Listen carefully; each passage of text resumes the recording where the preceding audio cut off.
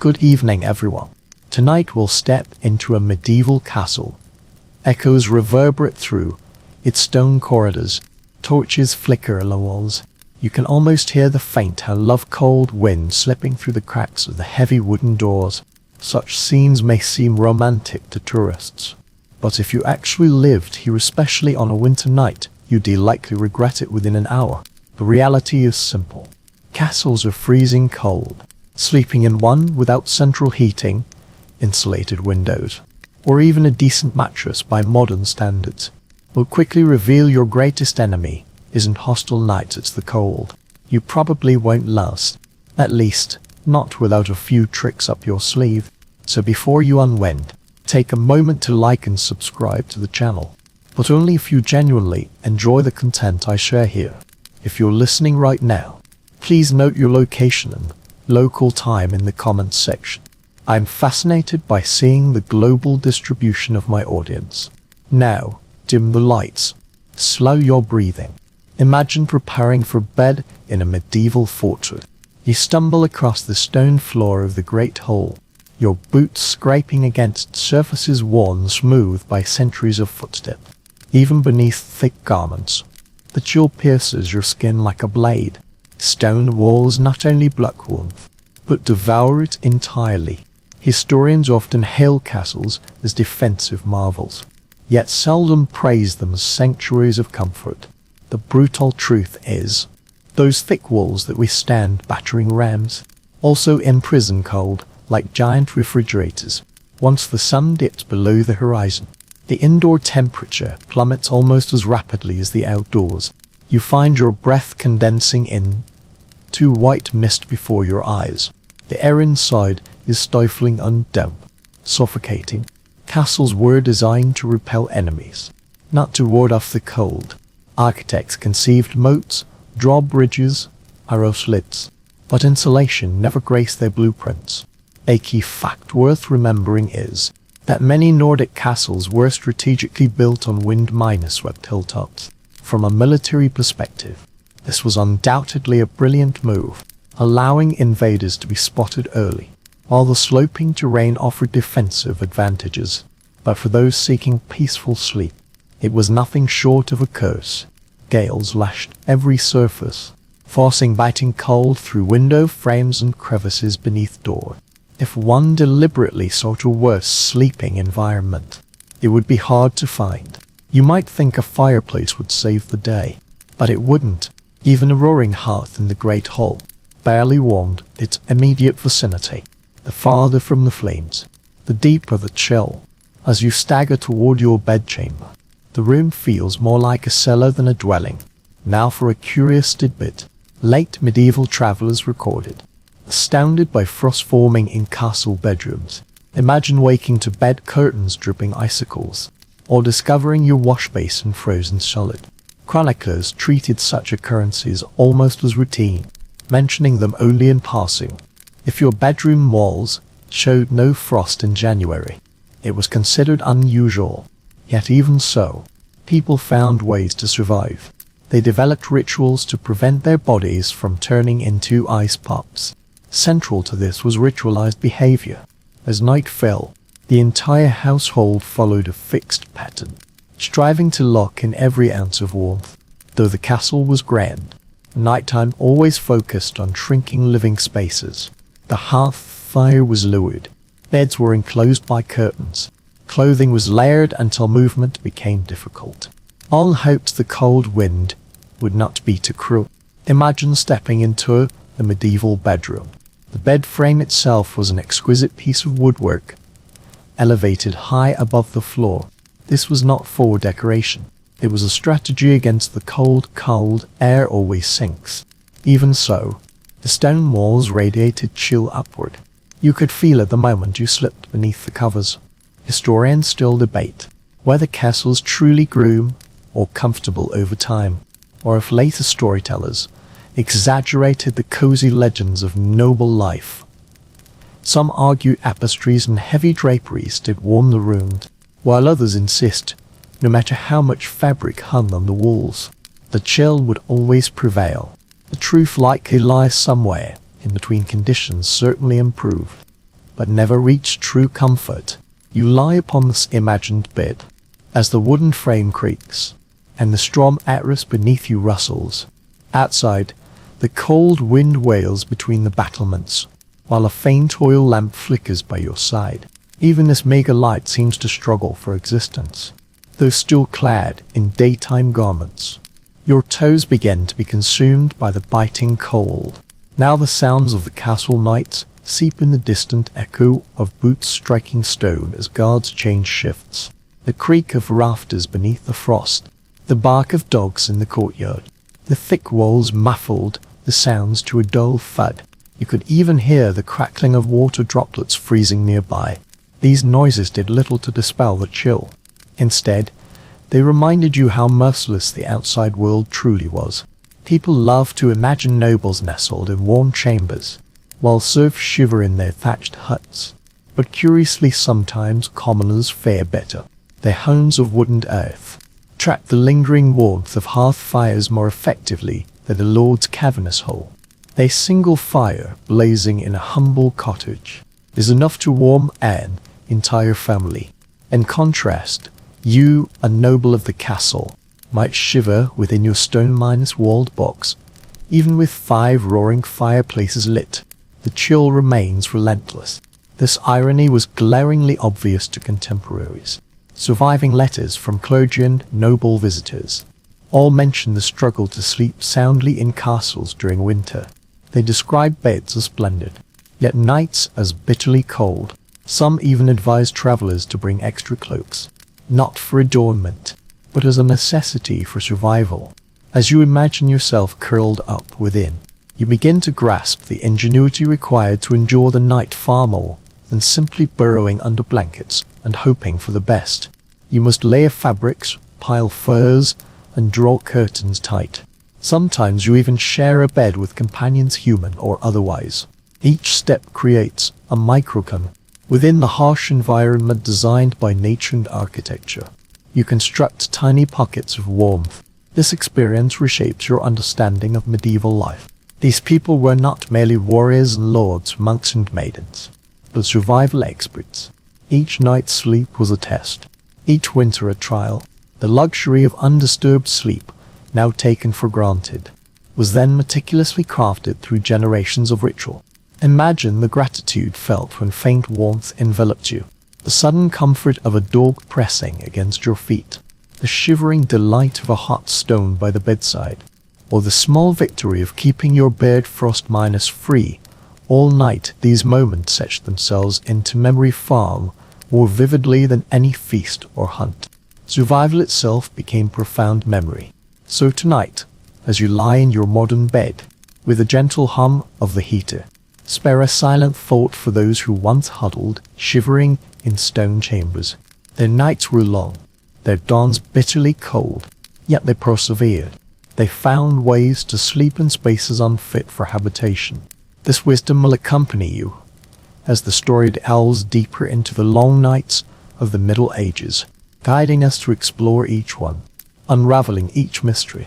Now you step into the great hall, the beating heart of the medieval castle. If the bedrooms were cold, stone-walled tombs, here at least a warm glow still flickers.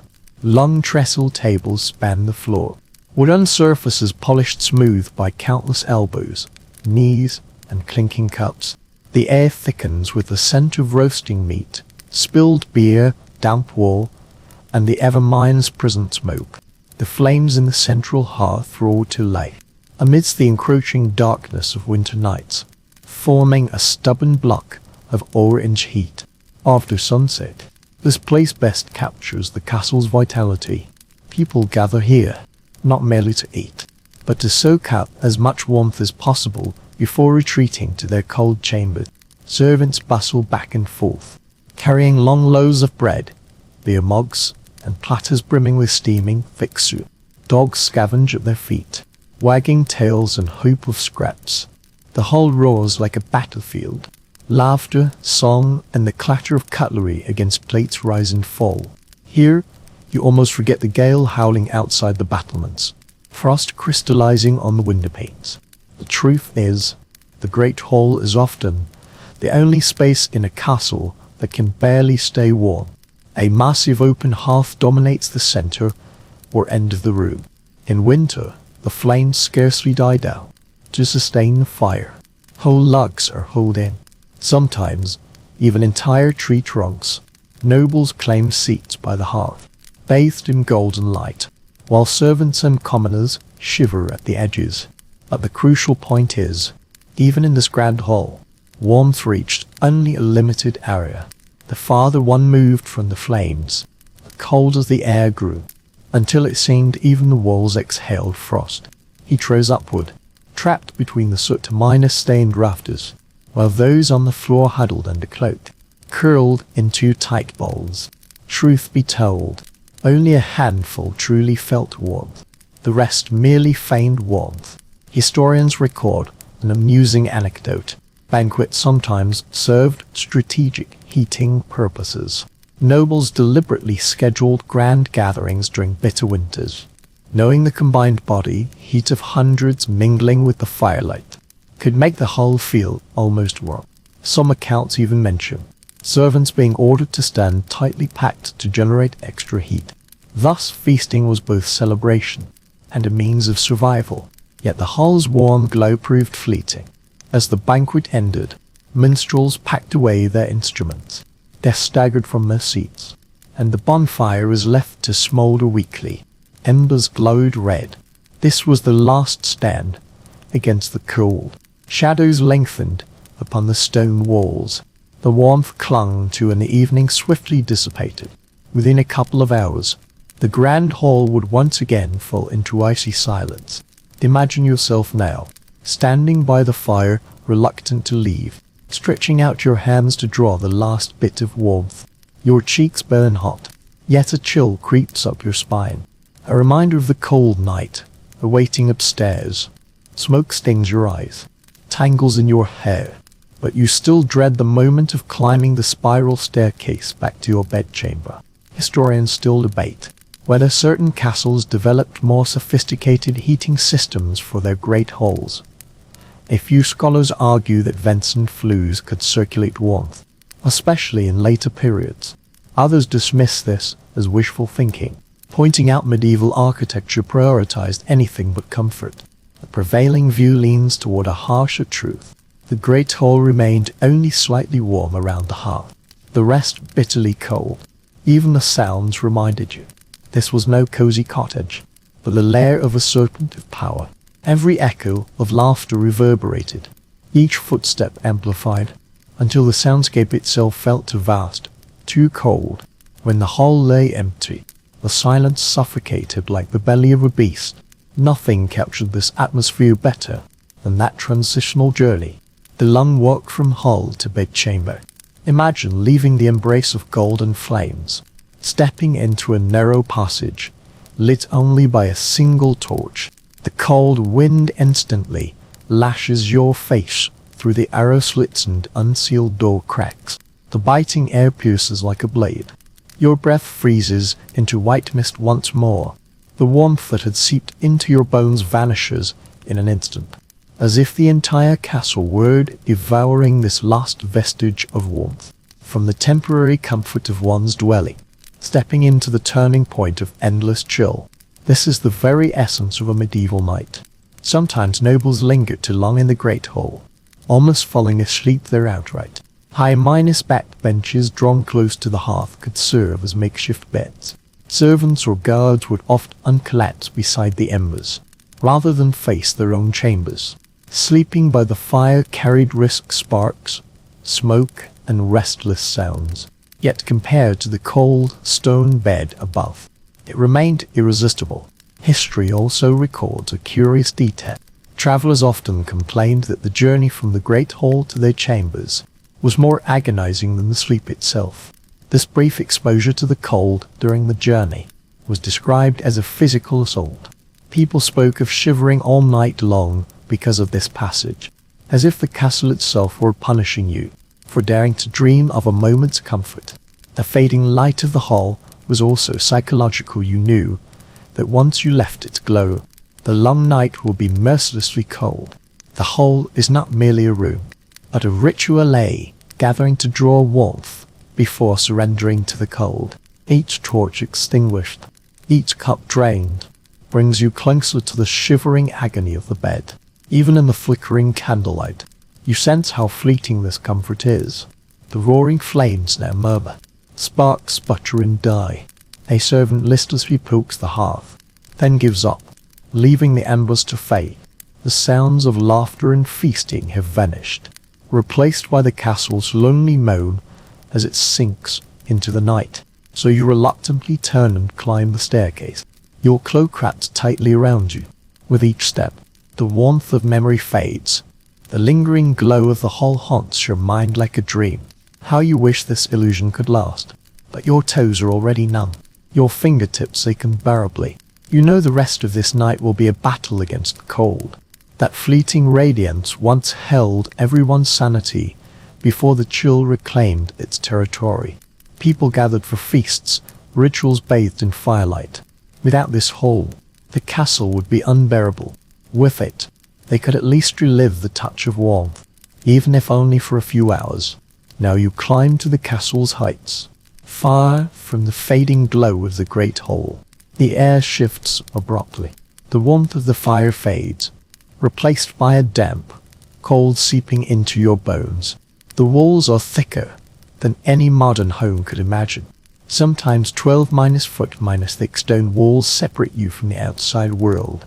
At first glance, this seems like protection, but therein lies the irony.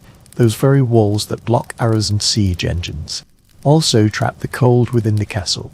If you've ever stepped into a cellar during winter, you know this feeling. Stone walls store heat like memories. Even when the outside air briefly warms, they persistently radiate chill. Medieval architects understood strength and permanence, but not comfort. Thus the walls became a contradiction. A fortress against men, yet powerless against the weather. Historians widely agree. The warm areas of a castle were often confined to the narrow space around the hearth. The fire blazed fiercely. Smoke curled upward, but stepped 10 feet away from the hearth, and you were back in an ice cellar. 14th century documents record. Noble families often sat directly before the hearth, with cloaks drawn over their heads, while servants behind them stamped their feet to keep blood flowing.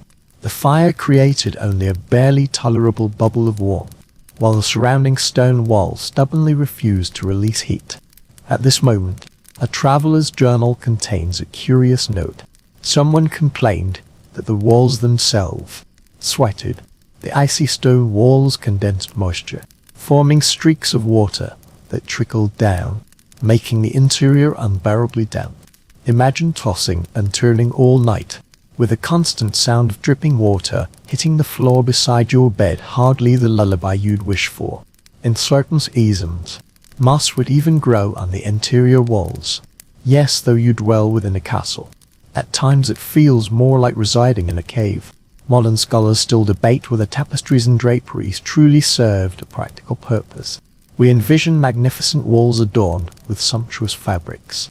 But did those heavy textiles effectively block the cold, or were they merely ornamental? Some researchers argue they significantly impeded airflow, forming a layer of warm air behind the drapery. Others dismiss this as romanticized exaggeration from later eras, pointing out that even the most precious fabrics couldn't withstand the biting cold, seeping through unglazed windows and door cracks. The debate remains unresolved, but it makes one thing abundantly clear. People were desperate enough to try almost anything. Now imagine the scene. Late January, you enter a bedroom. The fire in the hearth flickers weakly, perhaps on the verge of dying out. Walls loom like cliffs. Teardrops cling to surfaces, where despite layers of wool, you shiver. The bed stands proudly in the center, surrounded by heavy draperies. Beyond the curtains, perhaps a few degrees warmer, like a cocoon spun from the cold. But beyond the curtains, the room feels like a stone coffin. The psychological blow is just as fierce. People record their fear of cold, even surpassing hunger and disease. For hunger and disease eventually fade. But cold attacks mercilessly every winter night. When you dwell within the castle, there is nowhere to flee.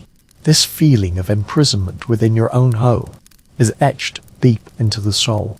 You imagine yourself curled up in bed, clutching the corners of the quilt, listening to the cold wind hissing through the arrow slits. Your ears burn with frozen pain, fingers stiff as ice. Even when dreams descend, they are filled with visions of ice and fire. Stone walls surround you, not as a shield offering protection, but like a refrigerator that never shuts off. And now your perspective shifts silently. Castles hold no glamour in daily life. They are indeed survival machines. But this shelter comes at a price. Comfort is sacrificed for safety. Each winter night reminds you stone walls may block arrows, but they can never ward off the cold.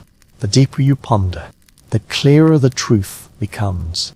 Sleeping within a medieval castle is less a restful slumber and more a miniature war waged against the environment. The enemy, invisible yet cruel. The battlefield eternally unchanged your bedroom, your bed, your very body. As you shuffle across the stone floor, beneath your feet lie not plush carpets or polished planks, but boots streeling rougher ground, scattered reed mats upon the flagstones. These reeds serve not merely as decoration, but as practical winter defense, buffering the chill beneath your soles, absorbing spilled liquids. Most crucially, they serve as a crude insulating layer. Late medieval records indicate noble households replaced these reed mats several times a year, layering thick stacks across halls and bedrooms. Freshly laid, they exude a faint outdoor scent, the smell of grass, of earth, almost pleasurable. For a fleeting moment, they seem to carry summer's essence indoors. These plants not only provided cushioning and muffled footsteps, but also helped trap the faint warmth near the floor. Yet this charm proved ephemeral. Over time, the reed mats gradually rotted and stank. Banquet leftovers, spilled beer, and scattered bones sink deep into them. Rodents and insects streak the floor as their playground. If you envisioned a cozy, natural carpet, think again. By winter's end, the reeds might be so filthy that a certain French moralist complained, as if sleeping in a cesspool. What's truly remarkable is the dual function of these reeds. They both trap a thin layer of warmth and absorb moisture seeping from damp stone. In castles, where walls constantly drip condensation, this is crucial. Otherwise, every step would land on slippery flagstones and dicey puddles. Certain English household accounts record peculiar details. People often scattered lavender, rosemary, or meadow herbs among the reeds. This served practical purposes. The strong scents masked the stench, averting food, and in smoke-minus filled, damp rooms, brought a comforting fragrance.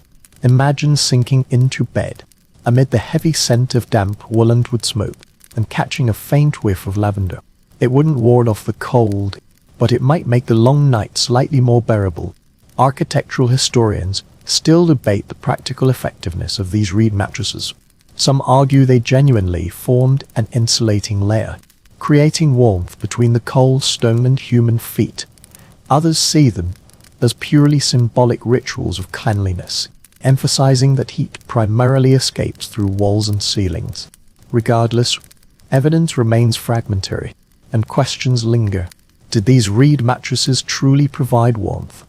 Still others view them primarily as symbolic rituals of order and cleanliness, pointing out that heat primarily escaped through walls and ceilings. Regardless, the evidence remains scattered, and the question persists: were these reed mats genuine medieval insulation technology, or merely a slovenly habit disguised as tradition? In this moment, you imagine yourself lying in bed, as attendants spread fresh reed mats across the entire room. A faint creaking sound emanates from beneath your feet. The crushed reeds release a faint fragrance. In that instant, the room seems cleansed, almost civilized, but you know full well, by dawn, the reeds will be saturated with moisture. The cycle of decay will begin anew. Consider the sensory experience of such a sleeping quarters. Beneath the bedding, perhaps the warmth of wool or fur, but all around, The musty scent of aged reeds, the pungent aroma of herbs, and the lingering smoke clinging to your garments. My scurrying about in search of food, the floor creaks in response. Every detail reminds you that survival, not luxury, is the essence of sleep. Yet ingenuity lies within these people transform plants gathered from riverbanks and fields into the simplest materials, to craft tools against the long, harsh winter. They seek neither carpets nor insulation, but ponder how to push back the chill just a little. When you rest your head in this imagined room, you realize even the floor beneath your feet is a battlefield against the cold night. Stone is the enemy, reeds are fragile shields. Each dawn brings the question, when will these betray you? Turning to dampness and decay? Now, use it on the bed's edge. Fingers lightly trace the mountain of layered fabrics. If there was a survival secret against the night chill in the Middle Ages, fabric was the key. Wool, linen, and fur became the primary weapons, layered and draped until resembling a cocoon rather than a sleeper. Inventories clearly show textiles held a central place in medieval life. Linen sheets were considered basic necessities, smooth and cool to the touch, yet far less insulating than the garments worn beneath. Over them lay heavy woolen blankets, so weighty they evoked the bulk of a hound. For the affluent, short coats of mink, fox, or even bearskin were added. Nobles spared no expense on such bedding, not merely to displace status, but because cold nights without these provisions could prove fatal. Yet historical records conceal an amusing anecdote. Servants often joked that once masters were tucked in, they became immobilized. Layers upon layers of bedding pinned them down. Turning over demanded superhuman effort. Imagine being tightly swaddled in 5 or 6 heavy blankets, stretched taut like a baby swaddled to turn over. One must either remain motionless, or risk tearing the bedding and freezing stiff. Warmth came at the price of mobility. Most willingly accepted this trade minus off. Fur deserved special attention. It was not merely a symbol of luxury, but held practical value. Arctic fox, mink, and sheepskin all provide dense warmth. Historical records mention a Burgundian noblewoman who insisted on carrying mink-lined bedding even in midsummer, fearing nighttime chills. What seems absurd to us today was a rational choice in an era when icy winds penetrated every room. A perfectly rational choice. Some households developed peculiar customs, believing excessive linen bedding harmed health. As linen was thought to draw away body heat, they deliberately layered wool or fur beneath and above to counteract this effect. This formed what we call the textile sandwich. The concept was linen to cool, wool to insulate, fur to trap warmth. Whether this theory hold scientific merit remains uncertain, yet it illustrates how folk customs merged with practical comfort. Scholars continue to explore the social implications of these textiles. Were furs essential for survival, or primarily used to signal status? On one hand, inventories reveal wealthy nobles amassed vast collections of fur bedding. On the other, poor households managed without furs, surviving solely on coarse wool. Some historians argue fur was primarily a symbol of power and class. Others insist it was essential in castles ravaged by cold winds. The truth likely lies somewhere in between. They were both life-saving tools and markers of prestige. Imagine yourself layered within, wool tickling your skin, rougher than modern fabrics, the fur above thick enough to feel suffocated, but at least it blocked the chill. Helly blankets pressed you into the storm actress by sheer weight. You shifted slightly, but any large movement let cold air invade this cocoon. Your breath warms the space around your face, while the rest of your body relies entirely on the fabric barrier. The silence indoors amplifies every sensation. The rustle of linen, the scrape of coarse wool, the faint musk of animal hide. Such intimate, primal textures make you feel tightly wrapped in nature's own fur and fibers. Every fiber, every strand of fur serves as a reminder that survival lies in transforming the environment itself into armor. And this very notion is the essence of medieval sleep. Rest is the fortress within a fortress, built not with battlements and embrasures, but with sheets and hides as walls. Each night you ward off the chill with every fabric you can gather. Without these, even the most splendid castle chamber feels as cold as a tomb. As you curl within this imagined cocoon, you begin to understand the nightly ritual, layering garment upon garments, letting their weight press down upon your body, praying they will hold until dawn. The chill might rattle the window frames, seep through stone walls, circle the bed, but within the fortress of textiles, you still hold hope for resistance. The bed itself is not merely furniture, but an apparatus designed to create a microclimate of habitability within a hostile room. When you draw back the heavy curtains of a medieval bed, what you glimpse is not merely the scene of a private chamber, but an entry into a miniature world built for survival. Detailed inventories from noble residences reveal the significance of these massive beds. Unlike the humble straw mats of commoners, these bed frames stood elevated off the ground, as tall as an adult. Carved from oak or walnut, their posts stood like pillars, often adorned with elaborate carvings, rising upward to support the canopy. This canopy served not merely as decoration, but held practical value. Drapes hanging on either side trapped body heat within, allowing a faint warmth to seep through the frigid chamber. Consider it a medieval tent within the bedroom. Once the curtains closed, the temperature difference became strikingly apparent. In a room where drafts swirled, the air might hover just above freezing, yet your warm breath, the heat radiating from your body, the accumulated warmth from heavy bedding, all coalesced within. Those few degrees of difference were enough to transform an tortuous night into one barely bearable. A peculiar record from a French duchess reveals she would disassemble her bed frame and transport it by carriage during travels. Why such trouble? Because a bed is not merely furniture, but a life-sustaining apparatus. In unfamiliar castles or monasteries, without one's own canopy and drapes, the risk of shivering through the night was ever present. Certain British documents record intriguing detail. The canopies themselves were sometimes waxed or lined with oilcloth to more effectively block the cold wind. Imagine the moment the canopy is drawn, the heavy fabric emitting a faint scent of beeswax or resin. They not only blocked the cold, but also created darkness, isolating sound and light, crafting an illusion of seclusion within spaces rarely truly private. Modern scholars still debate the practical efficacy of these beds. Did they genuinely warm the sleeper, or did later romanticized accounts exaggerate their benefits? Archaeological evidence reveals the curtains were thick and layered, ample proof of their function. Yet some argue that warmth was as much psychological as it was physical, the sensation of being wrapped, sheltered, hidden beyond the cave miners like cold. While the debate remains unresolved, what is undeniable is the profound conviction of their importance, such that portable beds became essential for the aristocracy. Now imagine yourself sliding into it. The bed frame dipped slightly under your weight. The straw mattress rustles softly. As you reach to draw the curtains, the air transforms instantly. The chill remains, yet no longer pierced by drafts through arrows lit get. Your exhaled breath condenses less swiftly into mist. Your body gradually sinks into the layered blankets. You feel you might actually fall asleep. The curtains block out the faint dripping of water seeping through the walls, the distant cough of a servant in the corridor, even the barking of dogs outside the door.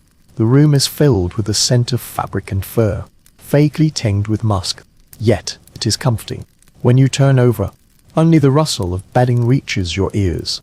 The world outside may be vast and treacherous, but in this moment, in this bed, you have carved out a sanctuary for yourself, a fortress against the frost and wind. This fortress is not impenetrable some nights. Condensing moisture stiffens the curtains on other nights.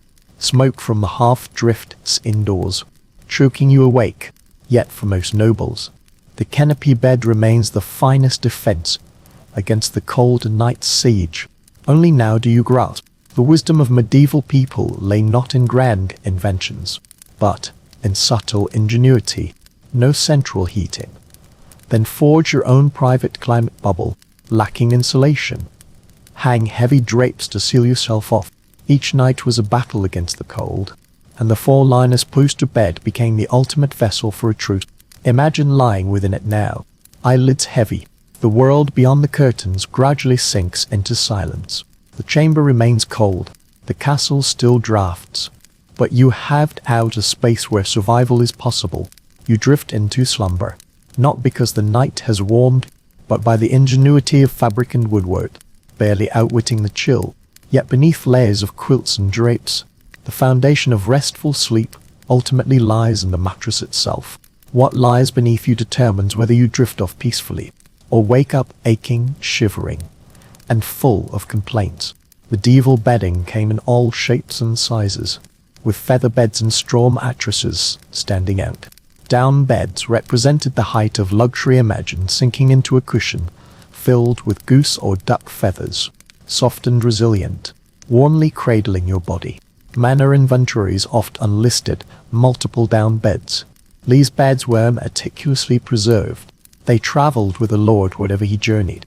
Properly stuffed, a feather mattress could be nearly a foot thick. In cold, hard bedrooms, it transformed into a springy cushion. Families treasured them as heirlooms, guarded them closely, and passed them down through generations. They offered not only comfort, but also served as symbols of status. However, there was a twist. Down beds could also become stiflingly hot. Even in winter, body heat would become trapped within them, leaving sleepers drenched in sweat upon waking. A 15th-century letter preserves an amusing complaint. A guest lamented that the host's bed swallowed him whole like a goose in a pot. Excess feathers caused one to sink deeply. Instead of a soft, cushioned night's rest, one spent the entire night struggling to climb back to the surface. Yet for most people, reality meant straw mattresses, large sacks stuffed with rice straw, hay, or reed, stuffed plump to form a coarse mattress. Farmers used it, soldiers used it. Even secondary chambers in castles were bedded with it. It was cheap, easy to replenish, and offered some insulation from the cold floor, but straw had its own curses. It flattened quickly, pierced through fabric, and more often than not bred fleas. Households must regularly beat their mattresses, literally pounding and shaking the straw mats to restore loft and expel pests. Come dawn, the body might itch from the straw's scrape, but at least the night was endured. Contemporary records note a peculiar detail. Some mixed fragrant herbs into the straw, not merely for scent, but to repel vermin. Lavender, mint, or eucalyptus were scattered within, leaving a subtle fragrance to mask the sour tang of damp straw. If you've ever slept on a straw-filled mattress, you know that scent never truly fades damp and musty like earth. It seeps into clothing and hair. Scholars still debate the prevalence of feather beds. Some argue they were rare luxuries reserved for society's elite. Others cite records indicating middle-minus class households owned at least one feather bed, suggesting their prevalence exceeded expectations. The debate stems from scattered evidence. Yet this very scarcity reveals the importance of sleep environments, so vital, they deserved meticulous documentation. Imagine yourself curled up in a drafty room, lying on a straw mattress, the straw mattress rustling beneath you, uneven lumps pressing into your spine, each turn releasing a blend of grassy scent and durable bitterness. You hear mice scurrying through the floor's reeds, wondering if they might visit you. The blanket overhead weighs heavy, yet the straw beneath your feet reminds you, comfort in this era is never guaranteed. Now imagine another scene, a noble's feather bed. You sink deep into softness, your body gently cradled by down, such heavenly bliss, until suffocating heat closes in. As the feathers shift, you roll into a hollow, enveloped almost too tightly. You push the blanket aside seeking air, but the curtains seal everything in. You eventually drift back to sleep, knowing this discomfort still surpasses straw of Newfoundland. The choice between straw and feathers mirrors the social hierarchy of the Middle Ages. Those who rest on down belong to the privileged class, those who rest on straw accept their fate.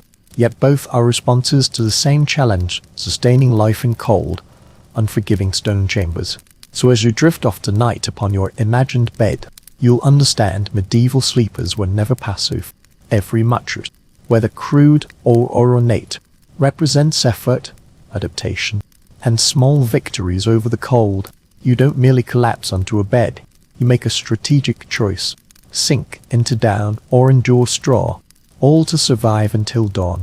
Even the most elaborate bed draped with curtains, padded with down, piled high with blankets could not guarantee survival on its own. On the coldest nights, it was not the furniture that truly mattered, it was companionship. Sleeping alone in a stone chamber, body heat seeps into the walls. Sleeping with others multiplies warmth. Bodies pressed close in darkness become portable heaters. Noble households understood this well, though seldom admitted it openly. Servants often slept in adjoining rooms, or even curled up on straw mats at their master's bedside. Such arrangements served not only duty or security, but practical necessity.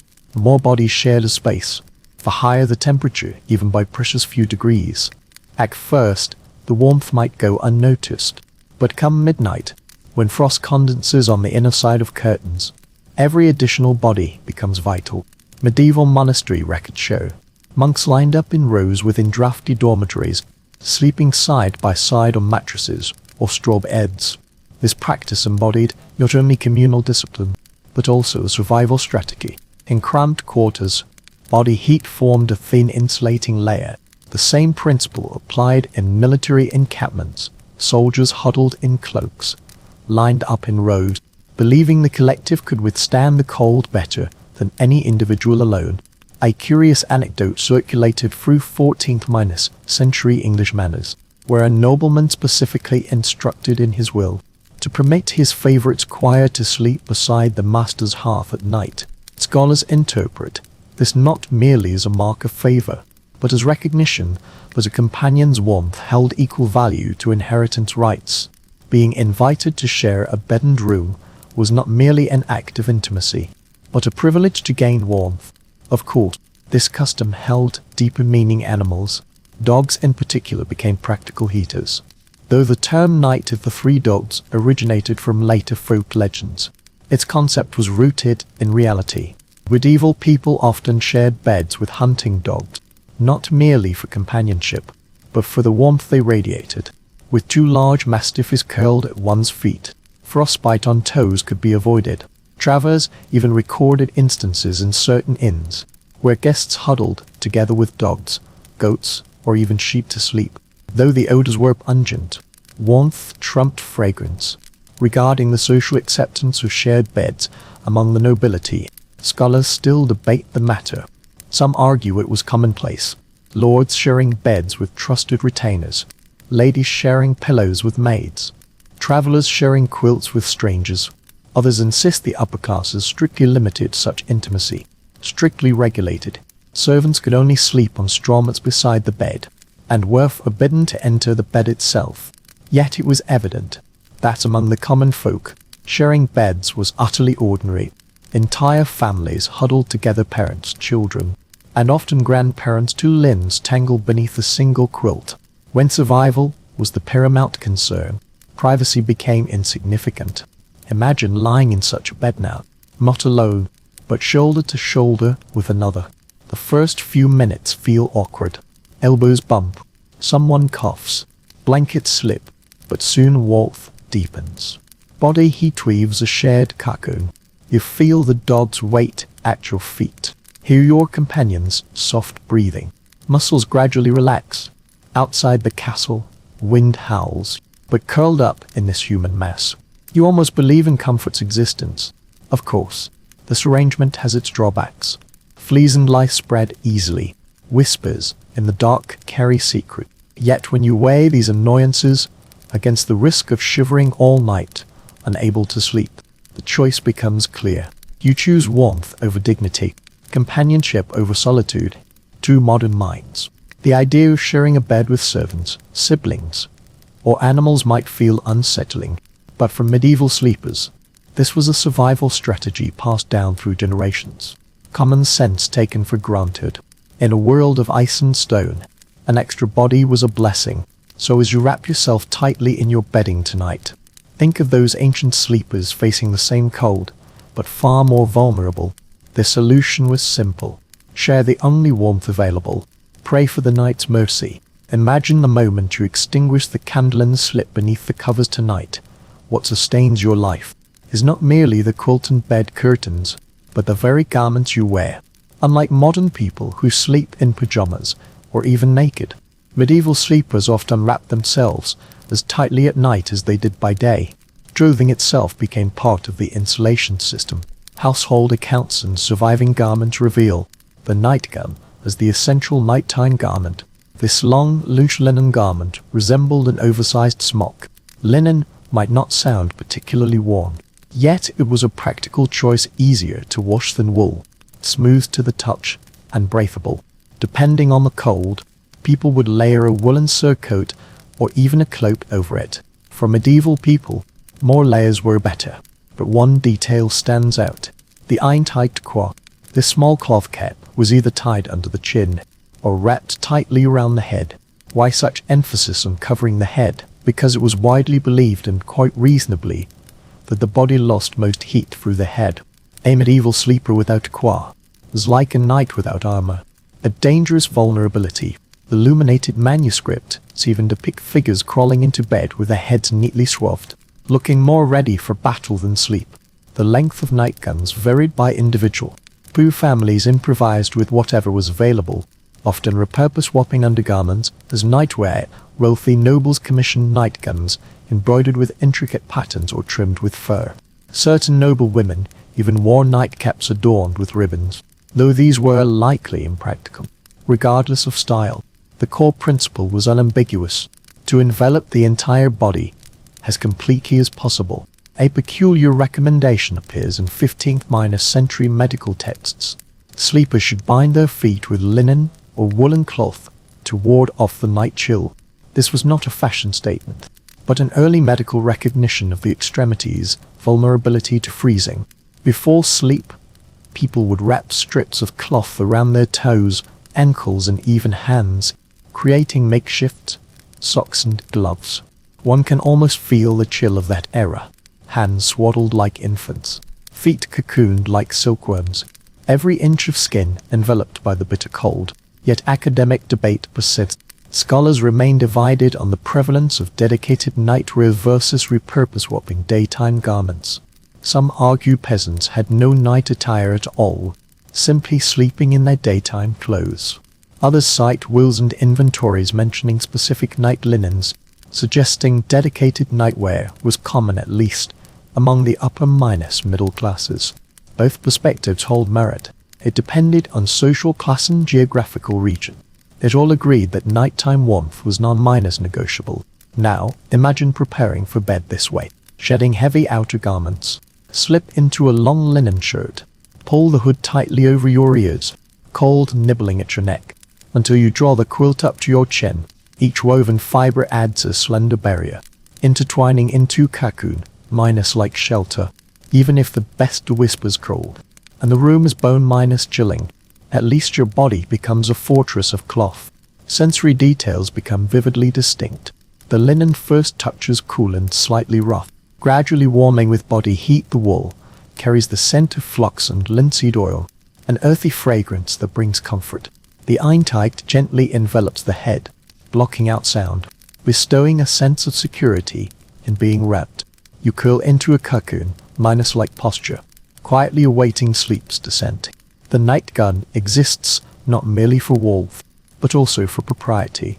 In an era when shared sleeping was common, semi-nudity or full exposure was strictly forbidden. Even married couples were often depicted in historical records wearing nightcaps and long robes upon their beds. This was not just about restful sleep, but also about observing social etiquette, whether noble, lady, servant, or soldier. Long nightgowns and hoods served both practical and social functions. Consider the rhythm of those nights, the ritual of dressing and undressing before lights out, not shedding garments, but layering them on, tightening knots, smoothing folds. From a modern perspective, nightwear symbolizes relaxation. For medieval sleepers, however, it was armor against the elements. So as you pull your covers tight tonight, remember those ancient figures clad in linen and wool as they climbed into bed, more like travelers than dreamers, heads tightly wrapped against the darkness. Their sleep was no easy feat. It was a defense meticulously woven, stitch by stitch, layer upon layer, against the ceaseless siege of cold stone walls. Imagine the moment before sleep. A servant approaches bearing a long Minos-handled brazier, its copper surface glowing faintly in the firelight. Within, embers crackled and popped, the bedroom filled with a scent of scorching metal and death. Its peculiar device was the medieval bed warmer, simple yet ingenious in design. After all, who would willingly crawl beneath ice minus gold sheets? The ritual proceeded thus. The servant slid the warming pan back and forth beneath the bed cover. Heat radiated through the fine perforations in the coals. Wispy smoke curled upward beneath the bed cover. The air filled with the faintly pungent scent of burning wood. Within mere minutes, the bed, once cold as stone, transformed into a nearly warm haven. Without this step, you might shiver for a full hour, until body heat finally melts, the chill and sleep arrives. In inventories preserved from noble residences, bed warmers appear alongside candlesticks and chamber pots. As everyday implements of nocturnal life, they were not rare luxuries, but rather taken minus for minus granted necessities. By the late Middle Ages, wealthy households across Europe regarded them as winter essentials. If a bedroom lacked such an appliance, it signified either neglect, but housed someone of such low standing, they were deemed unworthy of such luxury. Yet these bed warmers also harbored hidden dangers. Correspondence with the time brims with complaints that when servants left the bed warmer in place too long, sheets were often scorched black or even caught fire. Imagine slipping into bed, only to find a smoking, charred hole where the sheet should have been. More bittersweet tales abound, of noblemen leaping from their beds in terror, when embers from the bed warmer ignited the dry reed mattresses under wooden ceilings. Such incidents were no trifling matter. An odd Italian tradition persisted. Before warming the bed, people would scatter fragrant herbs directly onto the coals. The lingering smoke was believed to purify the air and ward off illness. You can almost smell it now when you finally slip beneath the covers. The fragrance of lavender and rosemary, mingling with the pungent, acrid scent of charcoal ash, wrapping around the fabric. This custom blended practicality with superstition, battling cold and unseen ailments night after night. Medieval domestic life experts still debate the true prevalence of bed warmers. Some argue they were reserved for upper minus class households due to their high cost and inherent risks, making them unaffordable for commoners. Others counter that simplified versions were common among the middle class, such as clay pots wrapped in cloth containing hot coals.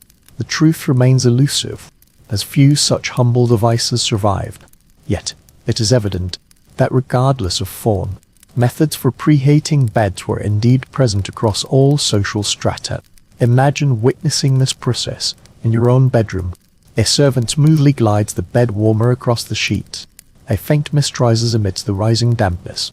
When the device is removed, the air beneath the bedding is unexpectedly warm, almost startling in the biting cold. You quickly slip beneath the covers, trying to seal in this warmth, prevent it from escape. Within minutes, this cocoon minus-like warmth becomes intoxicating, like stealing a moment of summer's lingering warmth deep in the heart of winter. But this warmth is fleeting. The castle walls, icy chill seeps back in. The warmth dissipates rapidly. This method was never meant to keep you warm all night. It was designed to make the initial moments of sleep bearable. Once your body relaxes and drowsiness overcomes the shivering, you'll find it easier to drift into slumber. Let your body temperature take over the warmth from there. The bed warmer is a symbol of compromise. It can never completely banish the cold, but it's enough to buy those first moments of warmth. In a way, it's like striking a bargain with the night. Give me a few minutes of comfort, and I'll endure the rest of the cold night. When you picture yourself lying in bed, as the faint glow of embers lingers on the sheets, and drift into sleep, you truly grasp how ritualistic medieval sleep was. Each night demanded a precise choreography of tools, garments, and movements. The bed warmer was no ostentatious luxury, but part of survival gear. Without it, many nights would begin with agony rather than rest. As you toss and turn in your imagined bed, pulling the heavy blankets close to you, suddenly feeling something press against your legs. A warm, solid body curling into the hollow of your nape, contentedly curled into a ball, ready to sleep there all night. It wasn't another person. It was a dog. Or two, if you were lucky, even three. The custom of sharing a bed with animals was not uncommon. Dogs, in particular, were not merely guardians of property or hunting companions, but natural heaters. Their thick fur radiated warmth, and their loyal nature kept them by their master's side throughout the long night. When several hounds curled up at one's feet, the ice-gold castle bedroom became considerably more cozy. In late medieval wills and genealogies, mentions occasionally appear of small lapdogs gifted to noble women, not merely for companionship, but to warm the bed. These pets, though termed bed warmers, were cherished, groomed and perfumed, yet their paramount duty was banishing winter's chill. Larger breeds lay like furry logs beneath the bed, guarding toes from frostbite. There are even peculiar Scandinavian accounts of winter travelers requesting to sleep with livestock in barns, rather than unheated guest rooms. The abundant warmth radiating from horses, cattle, and sheep, that sharing their warmth far surpassed the solitude of stone-hewn beds. Imagine drifting off to sleep to the steady breathing of cattle beside you, the air thick with the scent of hay, your body warmed by their immense body heat, unpretentious yet effective. Dogs, however, carried a special intimacy. A medieval French proverb states that a faithful dog can dispel the frost from its master's heart, a phrase both literal and poetic. In the lonely, wind-swept castle, animal warmth nourished the body. Their companionship soothed the soul. Scholars remain divided on the prevalence of this custom. Some argue that admitting animals into noble bedrooms was taboo in formal households. The private indulgence rather than public custom others contend evidence suggests it was quite common. Especially in rural or frontier castles, survival came first, etiquette second. The crux of the debate lies in the image of a noblewoman sleeping with her small hound. Romantic exaggeration or practical reality? Picture this scene vividly. You're wrapped in a linen nightgown and woolen blanket, curtains drawn tight. Outside, gales howl along the battlements. Cold pierces your toes. Suddenly, the hound's warmth presses against your icy toes. Coarse fur, its sturdy frame, though carrying the scent of the hunt and the wild, you accept it without hesitation. Another dog curls beside you. In an instant, you are wrapped in a cocoon, not merely of fabric, but of living warmth. The bedroom may still be cold, but within the bedding, the world is transformed. Of course, this comes with its share of inconveniences. Dogs shedding, dragging in mud, sometimes gnawing bones hidden beneath the bedding. The bugs they carry spread to their human companions. Yet the trade minus off is worth it. Better to be bitten by fleas than suffer frostbite, better faded bedding dusted with dirt than sleepless nights. That intertwined sensory experience remains unforgettable. The earthy scent of dog hair, the faint smoke lingering on garments, the weighty pressure of thick bedding, and beneath all these textures, the steady rhythm of another life's breath. No wonder people speak of animals with a tenderness bordering on reverence. Sharing body heat is sharing survival. The imagery of the 3 dog nights, though coined by later generations, precisely captures medieval sleeping customs. 1 dog night signifies tolerable cold. 2 dog nights means severe frost has set in. 3 dog nights foretells a night so bitterly cold that even nobles pile every heat source into their beds. Therefore, as you curl up in your own bed tonight, imagine the castle dwellers, sealed off by stone walls, assailed by cold winds, immersed in darkness, drawing strength and solace from the faithful dog curled beside them. What an extraordinary experience. In this small exchange of warmth, humans and dogs huddled together, enduring countless long, cold winter nights. Now, draw back the curtains, and step in your imagination from the noble chamber, through the courtyard, into the dim servants' quarters, where another world of sleep unfolds. The sleeping conditions of commoners and nobles stand in stark contrast, yet the shared goal of surviving the bitter night remains the same. Who sleeps warmer? The answer may surprise you. Nobles possess luxurious down beds, fur cloaks, stoves, and heavy draperies. Yet splendor does not equate to comfort. Their bedrooms are cavernous, vast spaces, designed both for display and repose.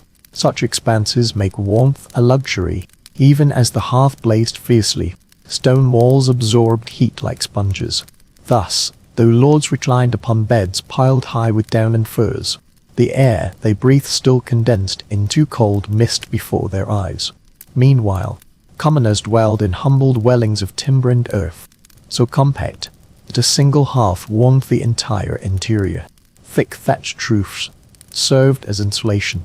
Families huddled together, livestock oft ungrazed in corner pens. Their active body heat made the air far more comfortable than the drafty castle towers. A 14th-century traveller visiting English villages marvelled. Though the cottages were humble, their insulation far surpassed the Lord's Tower. Yet status determined more than comfort alone. Nobles had access to finer materials. High-quality wool, imported furs, linens softened by repeated washings. Peasants used coarse blankets woven from rough wool, or crude sheepskin bedding made in smoky rooms. These bedding items were oft unpatched until worn thin. Their bedding carried the strong scent of linseed oil and hearth smoke. Though providing good insulation, it never appeared luxurious. Commemorative documents record a curious detail. Farmers sometimes slept directly on benches beside the hearth, with children curled on their knees.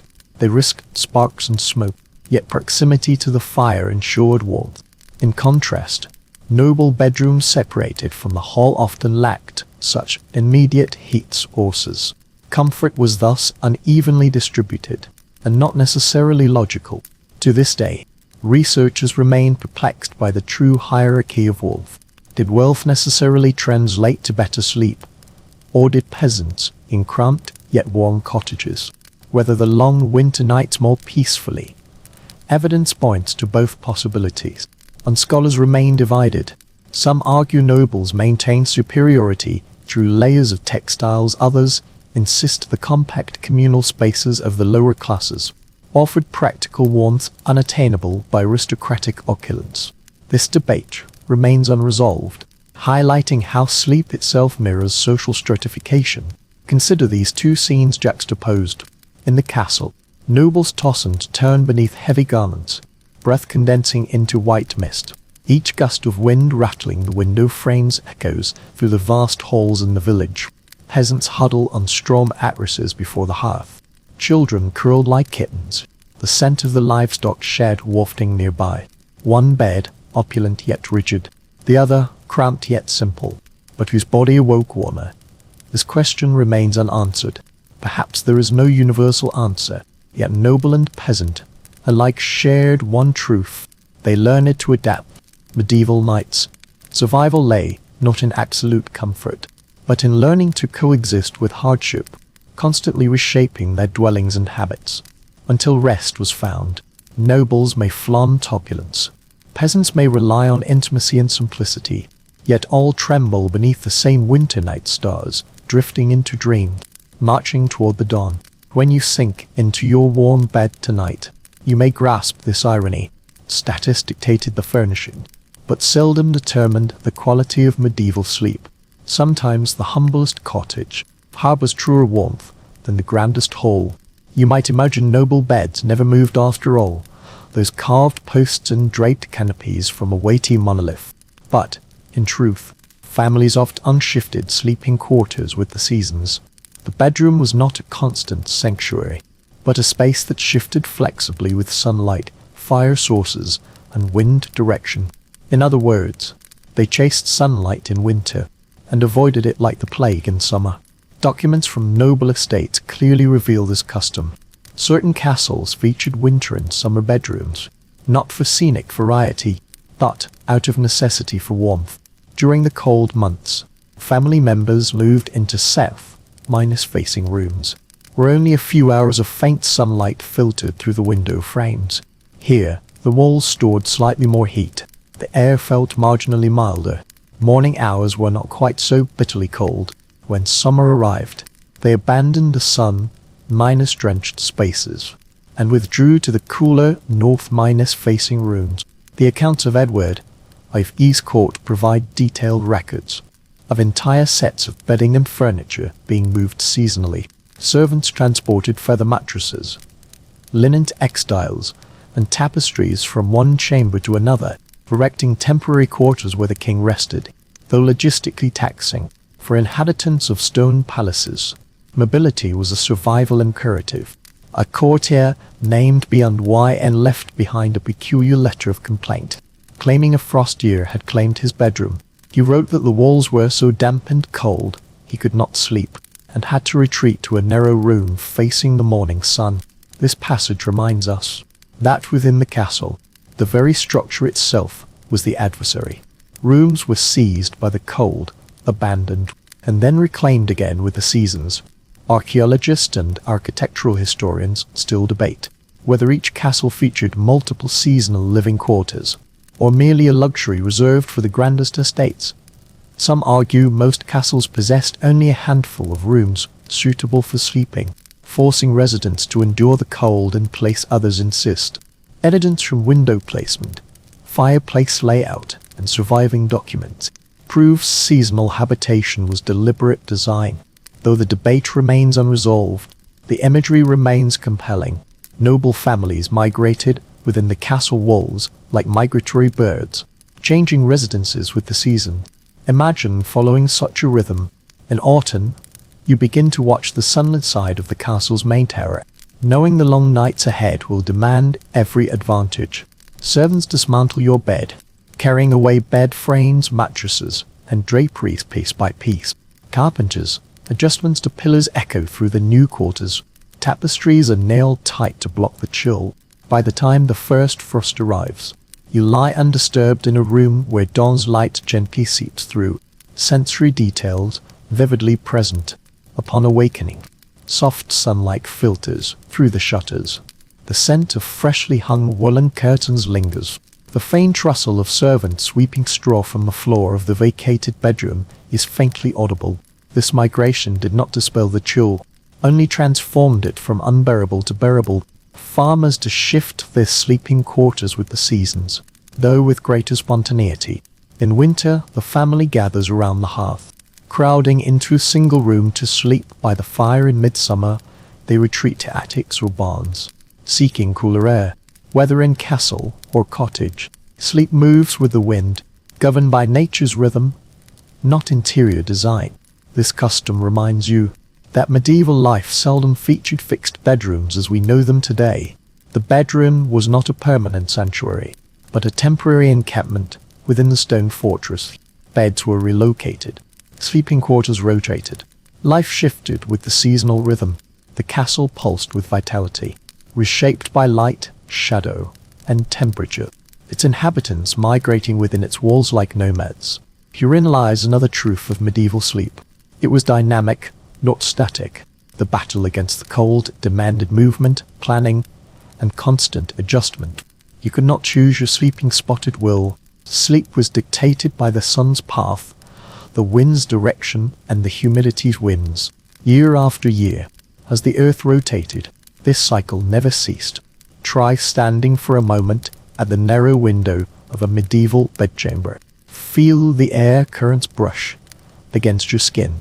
Unlike today's homes with glass panes and sealed frames, castle windows were merely fragile holes in the wall that could withstand arrows, yet stood wide open to the wind. No glass, no double glazing, not even the concept of insulation. These openings were shielded only by shutters or tightly stretched cloth curtains, barring rain and birds. Documentary research into medieval households reveals that in many castles, glass was so rare it was reserved for chapels or the lord's private prayer chamber.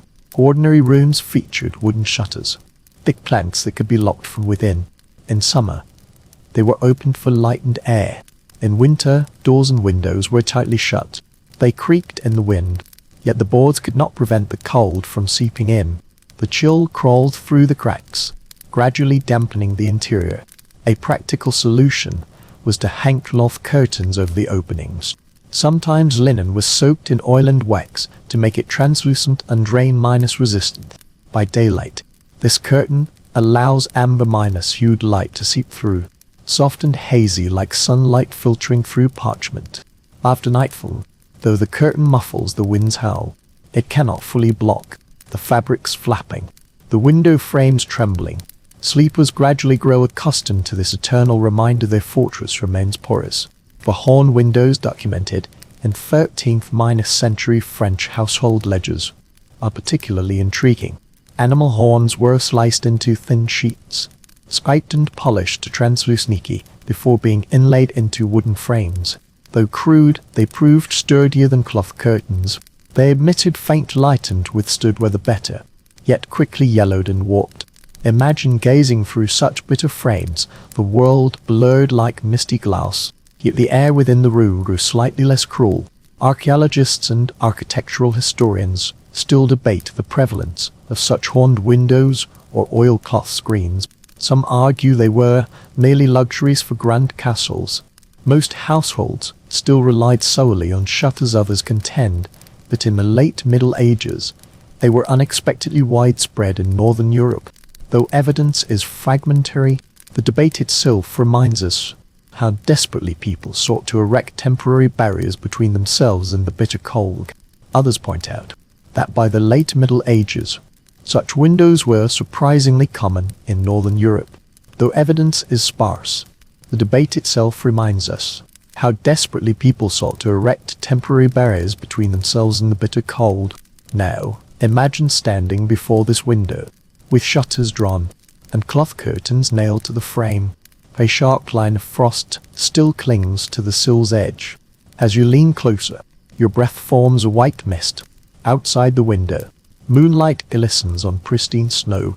Yet, indoors, the faint creak of wood and the whistling wind finding its way and never cease. No matter how tightly the bed curtains are drawn, you know the chill will eventually seep into the bedding. This scene is heart-stopping. The distant thud of shutters rattling in the hallway, the faint crackle of canvas like fabric. Servants mutter under their breath while stuffing rags into cracks. Some households even press moss or clay into window frame crevices as makeshift insulation. Such methods are messy, unsightly, and temporary. But when nighttime temperatures dip below freezing, any measure was better than none. Farmers in thatched cottages faced the same battle. Their homes oft unlacked windows, relying only on shutters to seal narrow gaps. Some stretched animal bladder membranes across openings to let faint light seep in. The effect was eerily strange. Rooms glowed with a hazy halo, yet cast distorted shadows, as if the outside world were veiled. Yet after nightfall, even these barriers freeze solid, turning translucent membranes into brittle ice. For the nobility, this irony tastes especially bitter. Towering keep walls, while signifying status and offering defense, also leave them exposed to the biting wind. Guests soften lament, sleeping high above. The chill grows ever more intense. Farmers in low-thatched cottages may envy the Lord's wealth, yet they would not endure the howling wind at the tower bedroom window. Yet within this lies a certain beauty. Imagine lying in bed on a moonlit night, the window slightly ajar. Silver light spills across the floor. The chill seeps in silently. This is the poetry of shadows. Burnt silhouettes sway upon the drapes. Outside, the snow blows faintly. Medieval sleep was a balance of pain and wonder. Even the harshest winter nights held fragile tranquility. Tonight, as you draw the curtains, remember those ancient window frames. They were not barriers, but reminders. No matter how thick the walls, darkness always seeps in. Sleep never fully conquered the cold, but learned to coexist with it, through each assault of the biting wind. Until the break of dawn, you picture yourself approaching the castle chamber's hearth, anticipating the fire's salvation. A stone-lined room's blaze should bring warmth, yet reality falls far short of comfort. Medieval hearths were colossal beasts. Chimneys gaped wide enough to swallow a tree, but this grand spectacle proves remarkably inefficient at heating the room. The reason lies in simple physics. The wider the chimney, the more heat escapes skyward with the smoke. The flames roar, sparks dance, wood crumbles into glowing embers. Yet step back a few paces, and your breath still condenses into white mist in the air. The flames create only a bright, warm island in the immediate vicinity. The rest of the castle hall remains bitterly cold. Household accounts repeatedly emphasize the staggering wood consumption. A large castle could burn through an entire cart load of timber in a single winter week. Forest management became a constant concern, not merely for building materials, but crucially for fuel supply. A French lord lamented, in correspondence, the pace at which the great halls were kept warm depleted the forests faster than any war. Flames devoured resources, yet seldom delivered the warmth people imagined. There are also humorous accounts. Guests often quipped that noble hearths were large enough to roast a cow, yet too feeble to warm a single person. Such exaggeration held truth. While these hearths offered visual splendor, illumination, and an air of grandeur, they proved inadequate against the relentless chill seeping through stone walls. Some households experimented with iron backsplashers behind the firebox to reflect heat and warm the interior. Others lined the hearth with tiles to prolong heat retention. Yet these measures remained merely partial solutions. Facing the relentless cold that cannot be fully conquered is like trying to put out a fire with a cup of water. A roaring blaze might warm your feet if you sit directly before it, but your back remains icy, and the bed at the far end of the room offers warmth comparable to sleeping outdoors. Scholars still debate the actual efficiency of castle fireplaces. Some argue that when combined with tapestries and heavy furnishings to form a multi-layered insulation system, they did provide tangible warmth. Others contend their function was largely symbolic, more about status and ritual than comfort. After all, most heat vanished up the chimney. The truth likely varied from castle to castle, depending on resources, design, and climate. Now imagine yourself in such a room. The fire crackles and sparks splatter upon the hearthstones. Smoke curls upward. A faint acrid scent fills the air. Your cheeks burn and tingle, yet your shoulders remain cold. You inch closer, stretching your palm until your sleeve nearly catches fire, reluctantly retreating to the bed at the far end of the room, only to find the temperature plummets with every step. When you crawl beneath the covers, the perceived warmth feels no different than being outdoors. By comparison, the small stoves of farmers prove far more practical. A single central fire source in a humble cottage can warm the entire interior space, even amidst swirling smoke. The confined space makes the flames and human bodies complement each other, maintaining a tolerable temperature. Meanwhile, the grand fireplaces in noble mansions, though consuming vast resources, still leave half the rooms bitterly cold. Once again, opulence fails to translate into comfort. Yet the ritual of fire is profoundly important. It's not just about heat, but also about gathering, about light, about solace against the darkness. People pray by the fire, tell stories, rest in chairs. Even if warmth doesn't reach every corner, that blaze still offers psychological security, like a flickering beacon of life in a cold cave. So when you imagine a medieval night, don't fantasize that a roaring hearth could banish the bitter cold. Imagine instead a fragile island of warmth in a sea of icy air, where standing beside it offers fleeting solace. But the moment you slip beneath the covers, that warmth vanishes. The hearth was both a practical tool and a ritual performance. Medieval sleepers learned to cherish this meager gift. As you draw near the fiery hearth, instantly feel secure. Yet another facet of medieval life emerges: smoke. The hearth was no clean, efficient machine. It belched thick smoke, left behind soot, shrouding rooms in a stinging haze. Ashes settled in every corner. Warming by fire meant nightly inhalation of soot, enduring pitch-black walls, and the taste of ash coating your lungs upon morning's dawn. Contemporary chroniclers lamented this hardship. A monk in northern England recorded his cell's soot accumulation caused him to cough longer than he prayed. Nobility was not spared. Court records note ladies lamenting ruined gowns and bed sheets faded by perpetual smoke. Freshly laundered tapestries might turn ashen within a single winter. Building structures exacerbated the problem. Chimneys were wide and crude, lacking the airflow control of modern flue systems. Smoke did not always rise obediently. It would drift and swirl, coiling tightly around the interior space. If the wind shifted unfavorably, thick smoke would backflow into the house, causing everyone inside to cough incessantly. Imagine falling asleep with smoke burning your front ears, streaming down your face. Travelers' notes record a provoking observation. Some deliberately coated walls with lime or clay, not merely to brighten the interior, but to conceal soot stains. The black residue could never be fully erased. At least a temporary illusion of cleanliness was restored, yet the scent remained permanent. A blend of charred wood, damp stone, and burnt wool clings stubbornly to bedding and clothing. Scholars remain divided on just how unbearable these smoke-filled rooms truly were. Some argue medieval people simply adapted to their environment, becoming physically and psychologically desensitized. Others insist even contemporaries recognize the health hazards, citing recurring complaints in medical treatises, suffocating air and blackened lungs. Perhaps both are true. People endured because they had no choice, but they never ceased complaining. Imagine lying in bed after such a night, hair coated in smoke, bedding permeated by the acrid scent of ashes, a bitter taste rising on your tongue with each cough. The bed curtains trap some smoke indoors.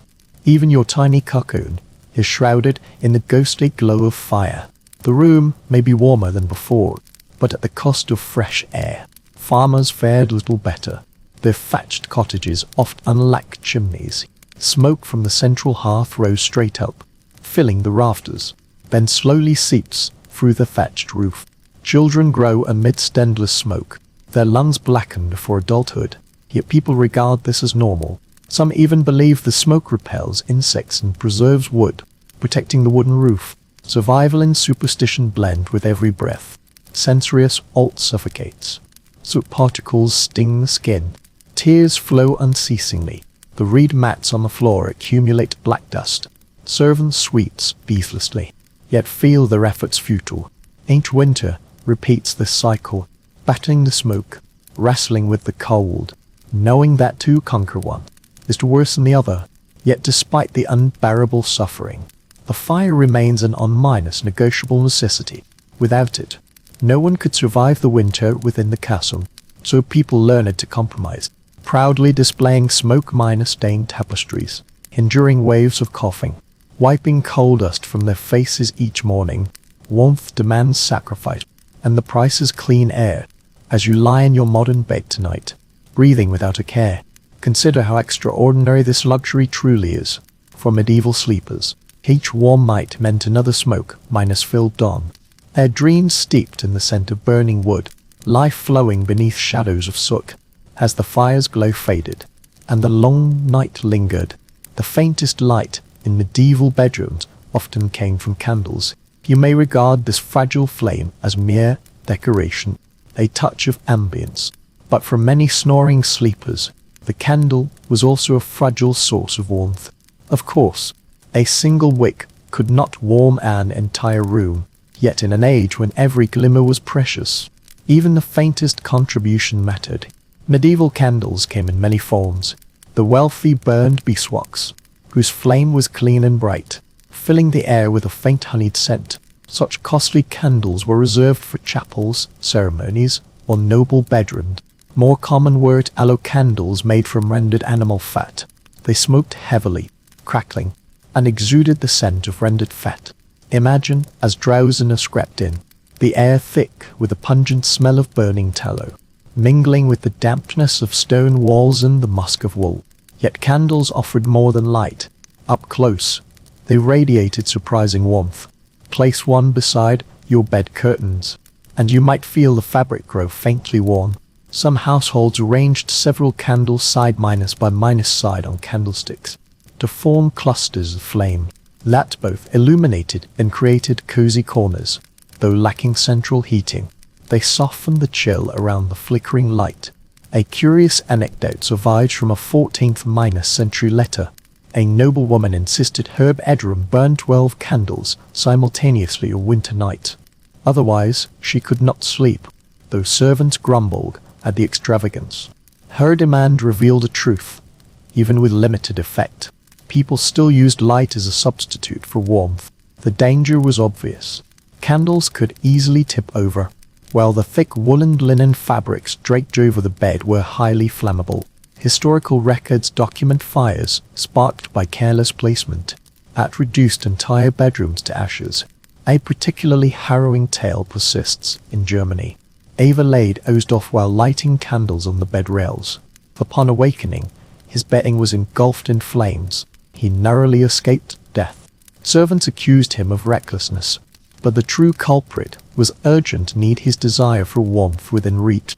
Scholars still debate whether medieval people truly grasped the danger, or if habitual candle use bred complacency. Some argue lists of scorched fabrics reveal frequent incidents tolerated. Others suggest the wealthy assigned servants to watch over light all night to mitigate risk. Regardless, the balance between danger and comfort always existed. Now imagine yourself in such a room. The hearth fire has died to embers, only shadows crawling across the walls. A single candle burns on the bedside stand, its soft golden glow forming a halo. As you pull the quill tighter, the halo touches your hands. A faint warmth, just enough to keep your face from feeling cold. The candle flickers, wax drips slowly down its stem. A faint smoky scent fills the air. Beyond the curtains, the rest of the room dissolves into darkness. You listen to the faint sounds, the soft puffing of the wick, the low murmur of wind against window panes, the gentle tick of wax stripping onto metal. Your world shrinks to this patch of light and warmth. The candle is not merely a source of light. It becomes a companion, a fragile ally against the long night. In Hudson farmhouses, this scene plays out in simpler form. Travelers place reed lamps, cheap wicks, soaked in oil, beside their straw mattresses. These lamps burn fast and unevenly, sizzling and hissing, yet their faint glow brings comfort. Parents lit small lamps beside their children's beds, dispelling cold and fear. Even ascetic monks permitted lamps to burn in their quarters, for safety and necessity. That sensory fusion remains indelible. Air thick with melted fat and smoke, walls coated in months of accumulated soot, wax minor-stained bedspreads. Yet people embraced these imperfections. In the harshest winters, candlelight was not merely decoration, but a necessity for survival. So when you sink tonight into the clean glow of electric light, try to imagine the flickering, uncertain light of a medieval flame, barely enough to warm the body, enough to induce sleep. Each spark concealed disaster. Medieval sleep never escaped attention, even in the smallest details. Closing your eyes meant trusting that fragile flame to burn safely through the night, not turning warm thing to ruin. If you leave the noble's bedchamber and enter the dormitory, you'll discover another facet of medieval sleep, the communal dormitory. Not everyone enjoyed the privilege of heavy curtains, feather beds, and personal servants. Monks, soldiers, apprentices, and servants often slept in shared spaces. Here, entrance mattered more than luxury. Take monasteries, for example. Monastic rules demanded a simple life from monks. Thus, dormitories were vast halls filled with beds of straw mattresses. Stone floors stretched endlessly. Only high, narrow windows broke the monotony. Each monk possessed only a small wooden bed or straw mat, sometimes merely a plank with a thin mattress. Beds were packed tightly together, close enough to hear the breathing of the neighboring sleeper. Privacy was non-existent, but many bodies provided warmth. Existing accounts describe these halls, echoing at night with coughs, snores, and the rustle of coarse blankets. The air was stifling like olden damp, yet the dense compression of bodies made the dormitory warmer than any private room. Chroniclers noted that monasteries were warmer than a lord's tower, because monks huddled together like sheaves of wheat. In military life, conditions were even harsher. Soldiers stationed in castles or marching camps crowded barracks. Long lines of men lay across straw beds, weapons piled beside them. Blankets had to be shared. Cloaks served as bedding. The pungent stench of sweat, leather, smoke, and straw congealed into a human stew. Yet for the utterly exhausted, This rugged camaraderie becomes bearable sleeping shoulder to shoulder, means enduring the long night. Certain nighttime regulations record intriguing details. Candles must burn perpetually in common halls, not merely for light, but to soothe soldiers with flame, though the faint glow scarcely raises the temperature. Yet it offers psychological warmth. The symbolic significance of the flame is as vital as its heat. Historians still debate whether collective sleeping was deliberately chosen for warmth, or merely a byproduct of necessity. Some argue monasteries employed it as a disciplinary tool to constantly remind monks against personal luxury. Others contend the shared warmth was purely practical, which conveniently aligned with spiritual ideals. Soldiers' circumstances remain equally ambiguous. Did comradeship bind them to shared beds, or did bitter cold make solitude a luxury? Both possibilities exist. Imagine lying in such a hole now. Each time you turn, the straw beneath you creaks. A cough from the next bed. Another person shifts. The vaulted ceiling amplifies every sound. Smoke-laden sweat stench hangs heavy, yet the air feels less biting than a solitary cell. A woolen blanket crepes your chin. You pull it tighter, grateful for shared warmth, yet craving moments of silence. The dormitory's rhythm is distinct. Snores rise and fall like waves. Occasional mutterings punctuate the noise. Somewhere, a rat scurries across a reed mat. The utterly exhausted sleepers remain oblivious. Cold air still seeps through the high windows, but the collective body heat blunts its edge. You may not feel comfortable, yet you feel safer than alone in an echoing stone chamber. Apprentices and servants led similar lives. The castle is riddled with side chambers and attics. Boys or maids spread straw mats beneath staircases or in storerooms. They pile cloaks and huddle close, transforming humble corners into makeshift beds.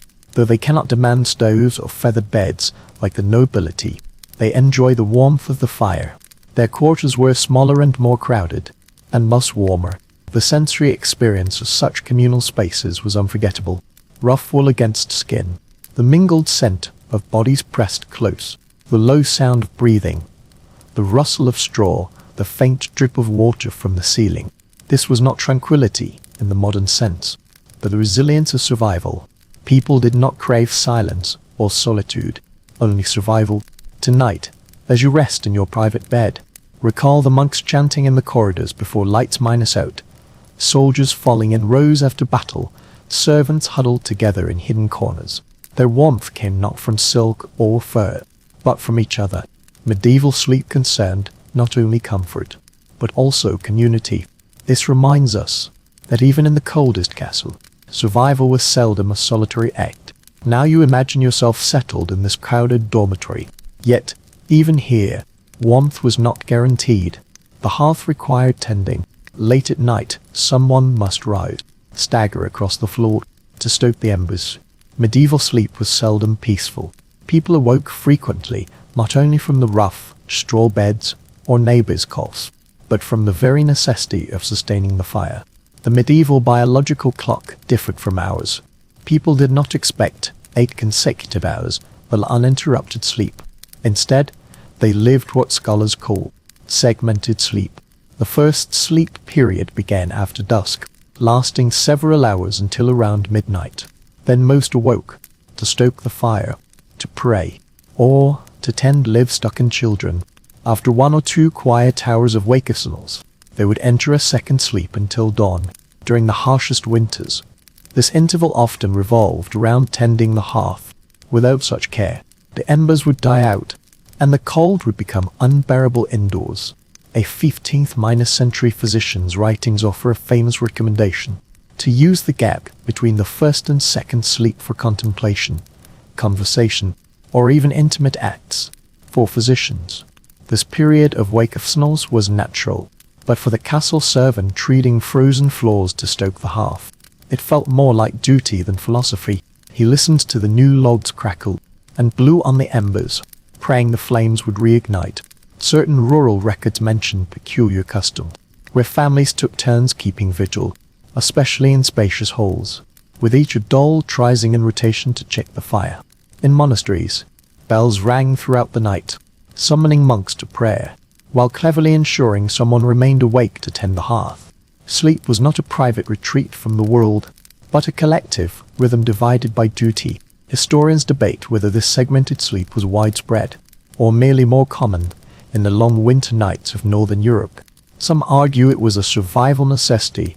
The long darkness made continuous sleep impossible. Others see it as cultural custom, not entirely dependent on geography. Though the debate remains unresolved, it is clear that watching the hearth was central to these nocturnal rhythms. Imagine waking in the dead of night. The room is silent, save for snoring. You lift the blankets. Cold air brushes your skin. Groping, you grab a log. The crunch of straw beneath your feet. Your warm breath condenses into white mist. Your hands sting as you stir the dying embers. Sparks fly. The log hesitantly ignites. Warmth fills the room once more. You breathe a sigh of relief, knowing your companions can sleep soundly for hours yet. Such sensory details linger unforgettably. The crackling of wood, faint light banishing shadows, smoky air mingling with the scent of wool. Though your fingertips ache, the satisfaction of reigniting the torch makes scrolling back under the covers feel especially comforting. The bed seems warmer now. In contrast, farmers in their thatched cottages follow the same rhythm. Their hearths lack protective grates, only open flames on the floor. Thus, a drowsy soul's carelessness could spark a fire, deadly, or worse, the flames spreading. Always, a family member rises to stoke the fire, stir the embers, keep vigil. Sleep turns restless, forever tethered to the pulse of the flames. And so you understand, medieval nights were not passive, unconscious extensions, but processes requiring negotiation, management, and guardianship. People rose to labor, pray, tend livestock, whisper to loved ones, then sank back into dreams. In the darkness, life never ceased, only slowed its pace, flowing intermittently between firelight and breath. As you curl in your warm bed tonight, imagine that eternal vigil in stone minus walled halls. Closing eyes was never utter surrender. Sleeping was entrusting. Trust that someone will rise to stoke the fire before dawn, to keep the chill from seeping through the entire house. You have stoked the fire. You have crawled back under the covers, trying to calm the churning faults. Yet in the Middle Ages, warmth was sought, not for practicality, but for the luxury it offered. For some, the dream of a hot bath before sleep lingered like forbidden pleasure. Medieval bathing was complex. Heating water demanded vast fuel. Bathtubs were massive, cumbersome object. A warm bath was no daily routine, but a special ritual, often performed collectively. Yet for nobles who could afford it, sinking into steaming water on a cold night felt like magic. Chronicles describe noble women slowly sinking into padded wooden tubs, steam rising under lamplight. Attendants stood ready with warm towels. The moment one rose from the tub and slipped beneath the covers, felt like a fleeting triumph over winter's chill. A Parisian anecdote recounts how wealthy households often had bathtubs placed beside fireplaces, so bathers emerged directly into the radiant warmth of the hall. The air carried the scent of rosemary or thyme herbs tossed into the water, both for fragrance and their medicinal properties. For a brief moment, skin trembled slightly from the warmth, cheeks flushed with a rosy glow. The body seemed already prepared for sleep. Of course, such indulgence was rare. Most seek simpler comforts before sleep. A warm ale, spiced wine or hot mead are common indulgences. Heat seeps into the body, warmth spreads to the chest, guiding the body into drowsiness. Some households keep stones by the hearth, wrapped in cloth and placed at the foot of the bed, serving as primitive hot minus water bottles that radiate warmth for hours. More curious accounts mention noble households filling leather pouches with heated sand and tucking them between bed sheets. Sand retains heat longer than stones and conforms to the body's contours. Imagine stretching frozen feet toward that warm pouch and the sigh that escapes as chill slowly retreats. Such ingenuity is astonishing. Facing harsh winters, people always sought to utilize available materials. Modern historians still debate how widespread these bedtime luxuries truly were, whether they were rare treasures enjoyed only occasionally by the extremely wealthy, or practiced in simpler forms by middle-class families. Some believe warm drinks and heated stones were common in most households. Others insist they were rare luxuries, remembered precisely because of their exceptional nature. This debate reminds us that comfort itself is a contested privilege. Imagine yourself in this imagined room. You sit before the hearth. A servant pours fermented wine into your cup, the air thick with cinnamon and clove, masking the smoke and damp wall. You sip slowly, warmth blooming in your chest, eyelids growing heavy, limbs relaxing. When you finally climb into bed, the bedding no longer oppresses, but feels tender. At the foot of the bed, a cloth-wrapped stone radiates gentle warmth to your toes. At this moment, you fear not the deep night, sensory impressions vivid as yesterday, the sweet, pungent fumes of spiced wine, the hiss of wood plummeting into embers, the prickling warmth of heated stones. As your senses swell to fullness, you sink into slumber, your body briefly convinced comfort is possible. But the truth is, such enjoyment is fragile and fleeting. The warmth swiftly dissipates. The drink grows cold. At midnight, the bedroom turns icy once more. These rituals offer no permanent escape, but a kind of psychological grace, same momentary ease, that makes the endless chill bearable. So as you rest tonight, consider the medieval people's deep yearning for warmth. They devised ingenious tools, seeking fleeting solace, even turning hot drinks into survival strategies. Their nights were not easy, but full of wisdom. Every bath, every hot stone, every sip of ale was a small rebellion against the cold. Even after bathing, with hot stones and warm drinks in hand, medieval people never relied solely on practical means. Cold was not merely a physical foe, but the spiritual and supernatural threat. Darkness brimmed with peril. The air itself was suspected of harboring disease and malevolent forces. Thus, people turned to amulets, rituals, and superstitions to safeguard their sleep. A common custom was hanging talismans above the bed. These might be simple carved wooden crosses, small relics said to contain a saint's power, or even herbs tucked into small cloth pouches. Bitter orange, mugwort, and juniper were favored choices. People believed these not only dispelled evil spirits, but also purged the night air considered toxic. Imagine lying beneath the canopy of fragrant herb bundles, where scent mingled with hearth smoke and the musk of woolen blankets. Prayers formed another barrier. Monastic rules encouraged reciting psalms before bed. Noble households often chanted the Lord's Prayer or Hail Mary repeatedly by the bedside. Yet, even peasants would mutter protective charms, part prayer, part incantation, while making the sign of the cross. To ward off frost or fever, some would whisper prayers over children and kiss their foreheads to drive away the night demon, a legendary spirit said to strangle the sleeping. A 15th century German household manual recorded peculiar details, recommending sleepers place iron objects like knives or scissors beneath their beds or pillows. Iron was believed to repel demons and fairies creeping into rooms during the long night. The faint glimmer of metal in the firelight became a silent guard against unseen intruders. Additionally, rituals directly concerned with warmth persisted. Folk belief held that turning shoes upside down beside the bed would protect toes from frostbite. Others claimed whispering the names of 3 saints before extinguishing candles would lock in body heat lost during the night. To us, these seem like strange superstitions. To them, they were survival strategies as essential as adding blankets. Scholars still disagree on the extent to which people valued these customs. Some argue that incantations and prayers stemmed from genuine belief, deeply rooted in daily rhythms. Others see them more as habits, rituals performed out of tradition, even if not fully believed. Regardless, these rituals reveal a fundamental truth.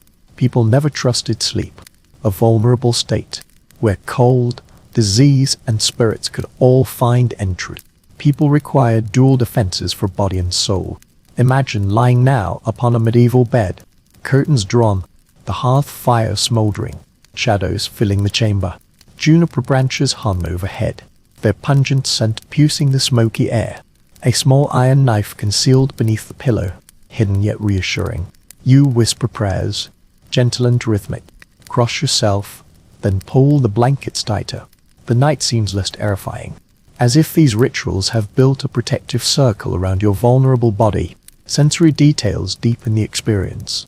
The rustle of herbs brushing the tent, the faint metallic scent of iron by your pillow, the warmth of wool against your skin, the lingering echo of whispered words.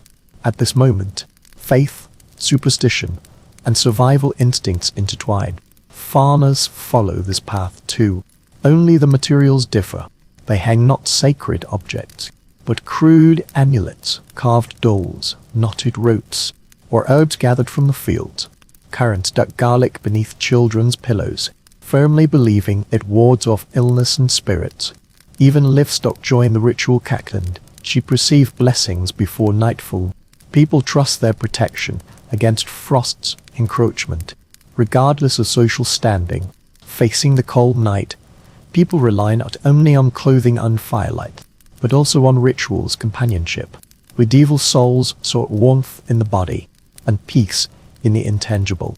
Sleep was an entry into the mystical realm, where prayer and herbs, iron and flame joined forces to withstand the long night. As you curl beneath your covers tonight, consider those small gestures. Turning shoes, rosemary sprigs, whispered holy names.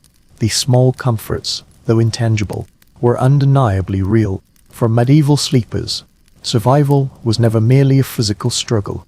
It was spiritual armor woven from faith, habit, and hope. Step back from the bed. Consider the entire bedroom as a whole, beyond bedding, hounds, or amulets.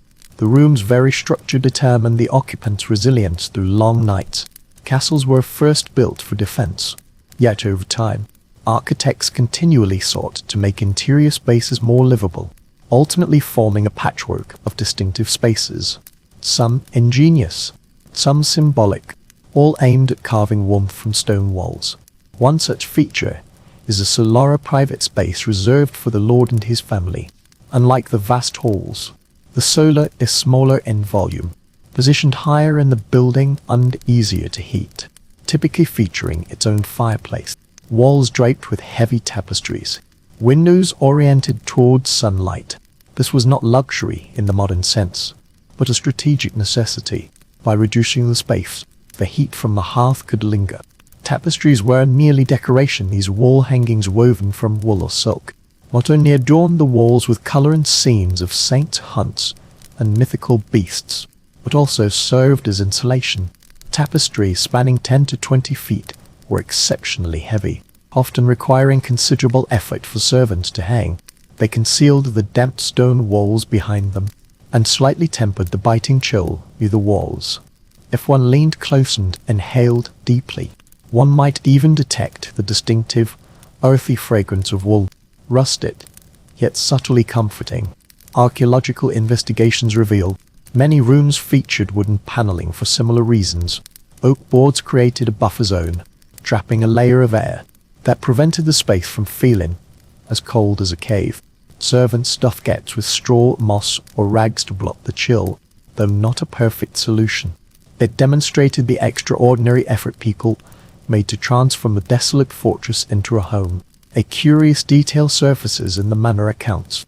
Nobles often transported their most precious tapestries from one castle to another, as if carrying portable walls.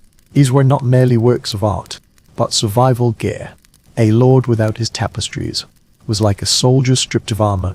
Medieval domestic life experts still debate the practicality of these architectural features. Some argue they genuinely blocked cold drafts and trapped heat. Others insist psychological comfort outweighed any tangible difference. Stepping into a hall hung with splendid tapestries, illuminated by firelight, even if the actual temperature scarcely changed, people felt warmth. This debate highlights the subtle interplay between perception and survival. Now imagine stepping into such a room. The door closes behind you. The howl of wind in the corridor fades away. Crimson and gold tapestries drape the walls. Candlelight casts half-minus lit, half-minus shadowed outlines upon woven figures. Flames dance within the carved stone heart. Smoke curls upward. The wooden ceiling overhead seems lower than the holes, making the space feel more intimate. The chill remains. You see your breath condense in the air, yet this cold feels less fierce compared to the open hole below. Sensory impressions layer upon layer. Your palms touch the tapestry's coarse weave. The mingled scent of woolen smoke fills your nostrils. The crackle of flames on oak logs reaches your ears. You almost believe this room is a sanctuary, though the chill lurks beyond the drapes. Farmers emulate the same strategy in simpler forms. Instead of tapestries, they plaster or caulk the walls, then hang or felt or patchwork cloth to block the chill. A vibrant curtain with simple patterns serves both insulation and decoration. In their own way, farmers to transform bare walls into protective shells, compressing space into livable places. Another subtle architectural technique was placing bedrooms on upper floors, where rising warmth from the hole below offered some advantage. Children often slept in attics above kitchens, where lingering heat from the hearth remained. Such layouts prioritized not privacy, but squeezing every last bit of escaping warmth. Yet, even so, the chill never truly vanished. People could only alleviate it, never truly escape its grip.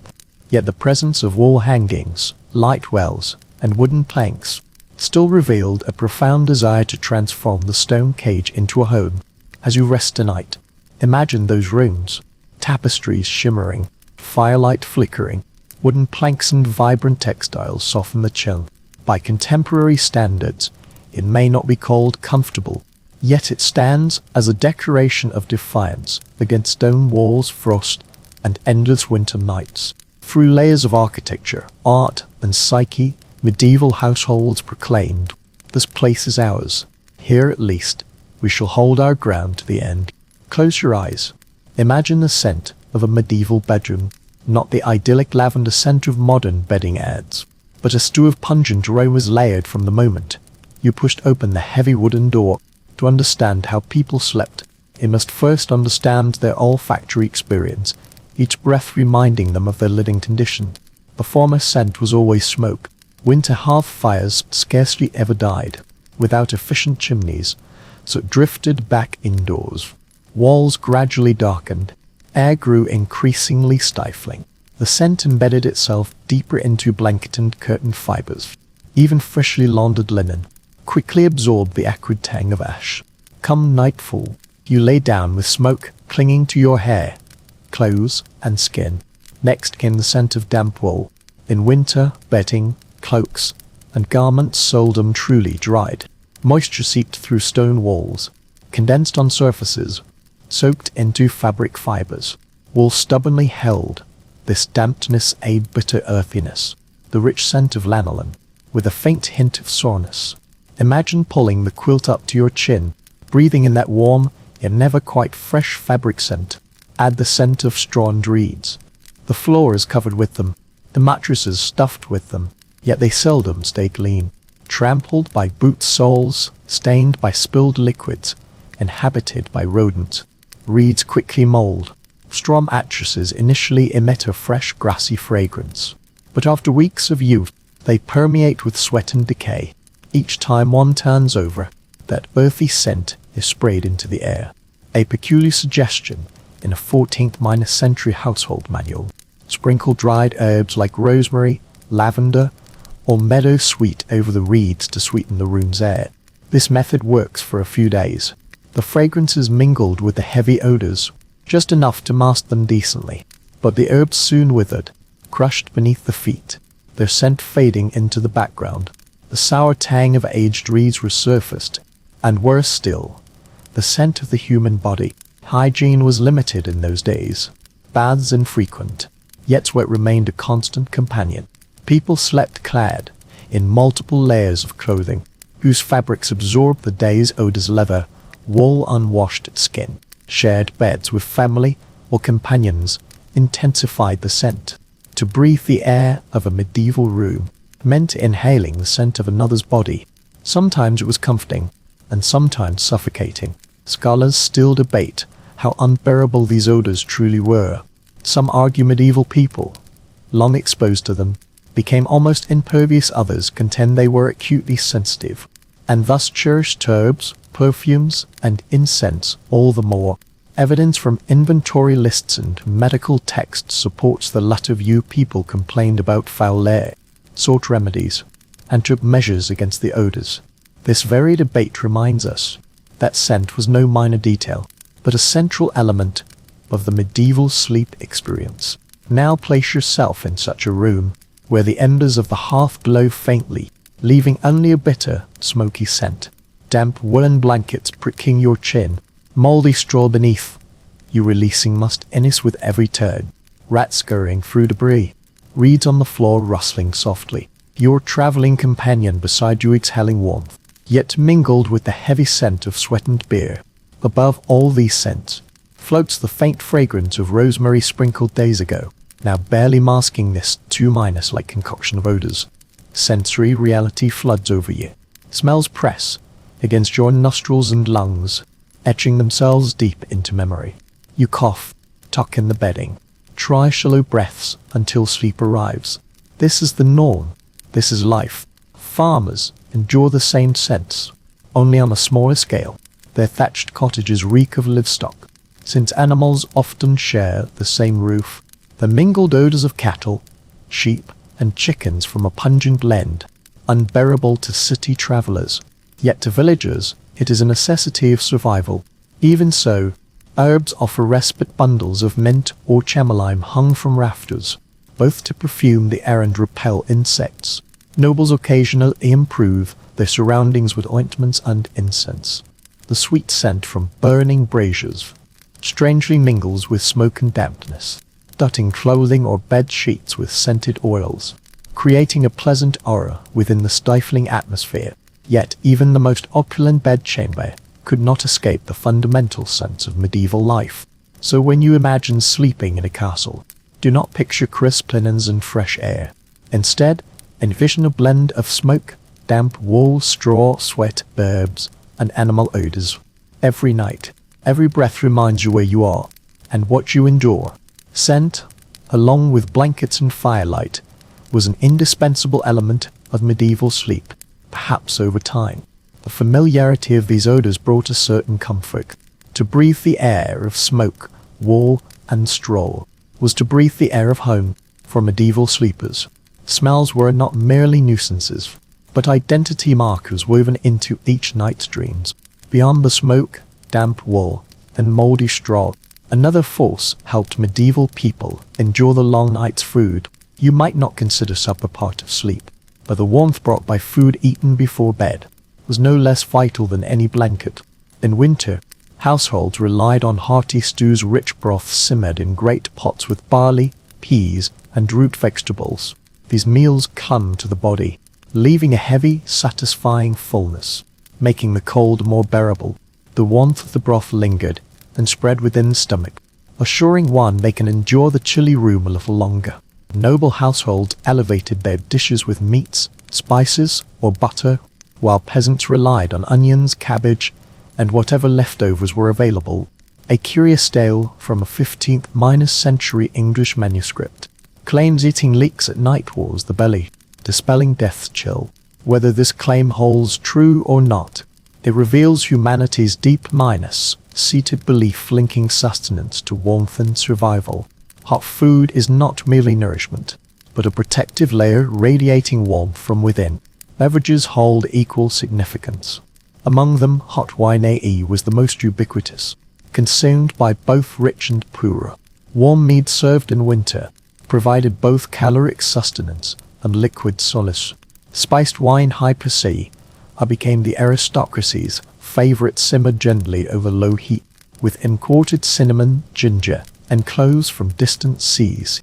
Imagine sipping this in a smoke-filled home, where exotic spices mingled with the scent of woolen ashes, and sweetness burned in the throat, inducing drowsiness yet radiating warmth throughout the body. Court records of Charles V of France even document the royal physician advising nightly consumption of hot mead to ward off bone-chilling cold. This concept bears a striking resemblance to the modern habit of drinking tea before bed, only framed by medieval science through humoral theory, the belief that warm beverages balanced bodily fluids. Scholars still debate whether alcohol truly provides warmth or merely creates a warm illusion. Some argue beer and wine numb the senses, leading to misjudged body temperature. Others insist these drinks offer genuine caloric benefits, providing sustenance for long, cold nights. The truth likely lies between a fusion of tangible warmth and psychological comfort. Now imagine preparing for bed. As a servant presents a wooden cup brimming with brew, steam curls from its surface. Spicy aromas wash over you like waves. As you sip, the liquid glistens as it flows down your throat. Your body gradually relaxes. Muscles unwind. Eyelids grow heavy when you finally slip beneath the covers. The blanket no longer feels oppressive. Instead, it beckons seductively, as if warmth had already seeped into your very being. For common folk, the ritual was simple, yet equally vital. A bowl of hot porridge thickened with oats or barley to line the stomach. Family gathered around the hearth to eat, faces illuminated by the firelight, storing energy for the long night ahead. Children lick the last bits from wooden spoons before curling into bed. The lingering warmth of food helps them ignore the chill seeping through window cracks. Folklore carries peculiar customs. Eating garlic before sleep wards off frostbite, whether rooted in garlic's actual ability to boost circulation, or merely its pungent warmth soothing the stomach. This custom endures. Farmers in cold regions sometimes chew garlic cloves before lying down. The pungent odor fills the room, as strong as smoke or wool.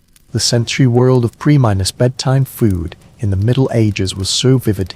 The rumble of boilers, the hiss of wine warming over flames, the mingled scents of herbs, spices, and damp reeds, and the weight of stews settling heavy in the stomach, each flavor a warrior against the cold. So when you ponder medieval sleep, never separate it from the previous night's supper. Food was fuel, a source of warmth, and medicine. Without sustenance, the chill pierced deeper. Bedding felt thinner. Long nights stretched longer. With nourishment, the body endured the cold nights. Each spoonful, each swallow, formed layers of defense against icy stone walls, an invisible, yet vital inner blanket.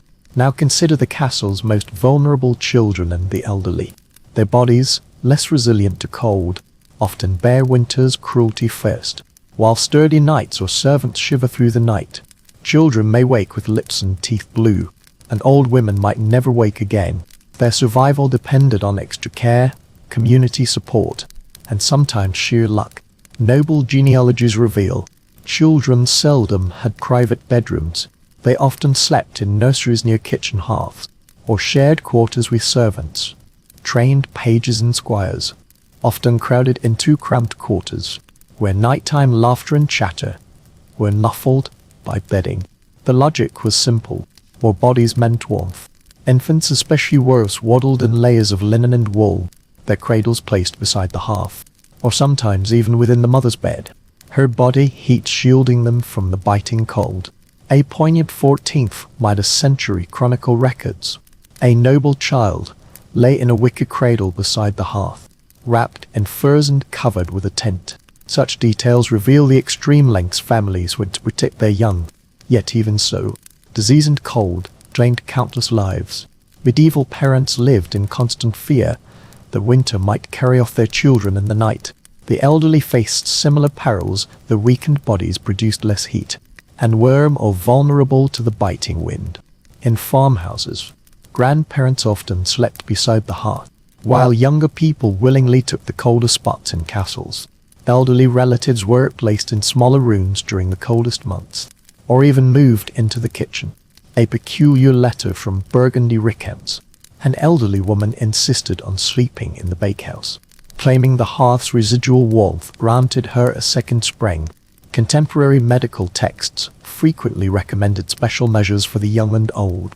Physicians advised placing cloth minus wrapped hot stones near their feet, or drinking medicinal brews made with mold to fortify bodily fluids.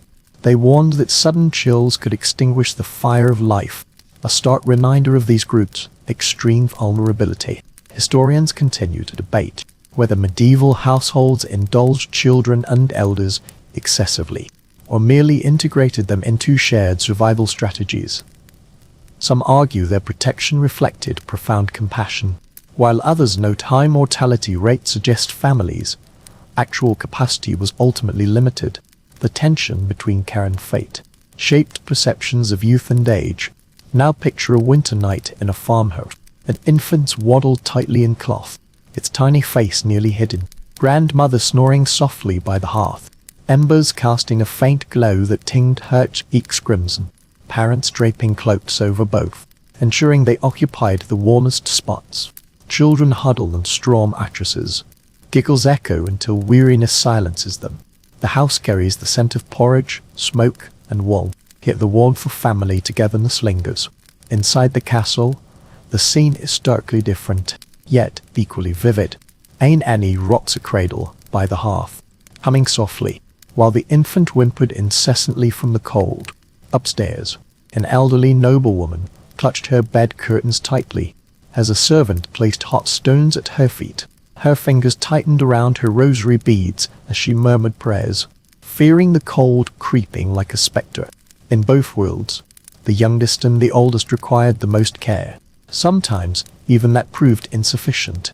The sensory details are startling. The crackle of logs tossed into the fire, the soft rustle of swaddling cloth, the creases of an old woman shifting beneath her blankets. A palpable fragility hung in the air, as if the chill itself lay in wait, biding its time for any moment of weakness. So when you ponder medieval sleep, remember it was not equal for all. Children and elders bore the heaviest burden, their survival dependent on warmth provided by others. Through long nights, every blanket, every ember, every whispered prayer mattered.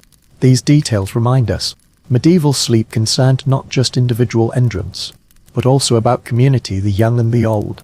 It was through the vigilance and care of those around them that they could survive the winter. The cold did not merely consume flesh and blood, it reshaped people's understanding of health.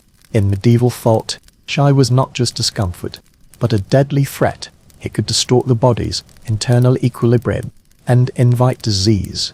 Medicine at the time centered on the theory of the four humours, posited the human body as composed of blood, phlegm, yellow bile, and black bile. Physicians firmly believed temperature was crucial for maintaining this humoral equilibrium. Excessive cold, they held, caused the humours to congeal, blocking the meridians and leading to disease. Medical treatises from the 13th to 14th centuries brimmed with advice for nighttime walk. One manual advocated massaging feet with warm oil before sleep to open pores and expel cold. Another recommended warm honeyed milk, claiming it soothed the stomach and prevented stagnant humours. Physicians regarded warmth as nature's remedy, prescribing diverse heat sources: food, drink, clothing, even human intimacy. Particularly intriguing are the records of French surgeon. He warns that damp bedrooms chill melancholy humours, fostering depression. Hanging tapestries, he advised, served not decoration, but medical necessity. Imagine if a physician cautioned you that improper wall decorations could trigger depression. This vividly illustrates how closely climate and medicine are intertwined. Meanwhile, folk remedies flourished. Some believed rubbing garlic or onions on soles before sleep could block cold air intrusion. Others wore woolen amulets soaked in wine tied to their wrists. One English herbal manual even proposed a peculiar prescription: keeping a live rooster in the bedroom to dispel bodily cold. Then no one knows if anyone truly slept with a crowing rooster.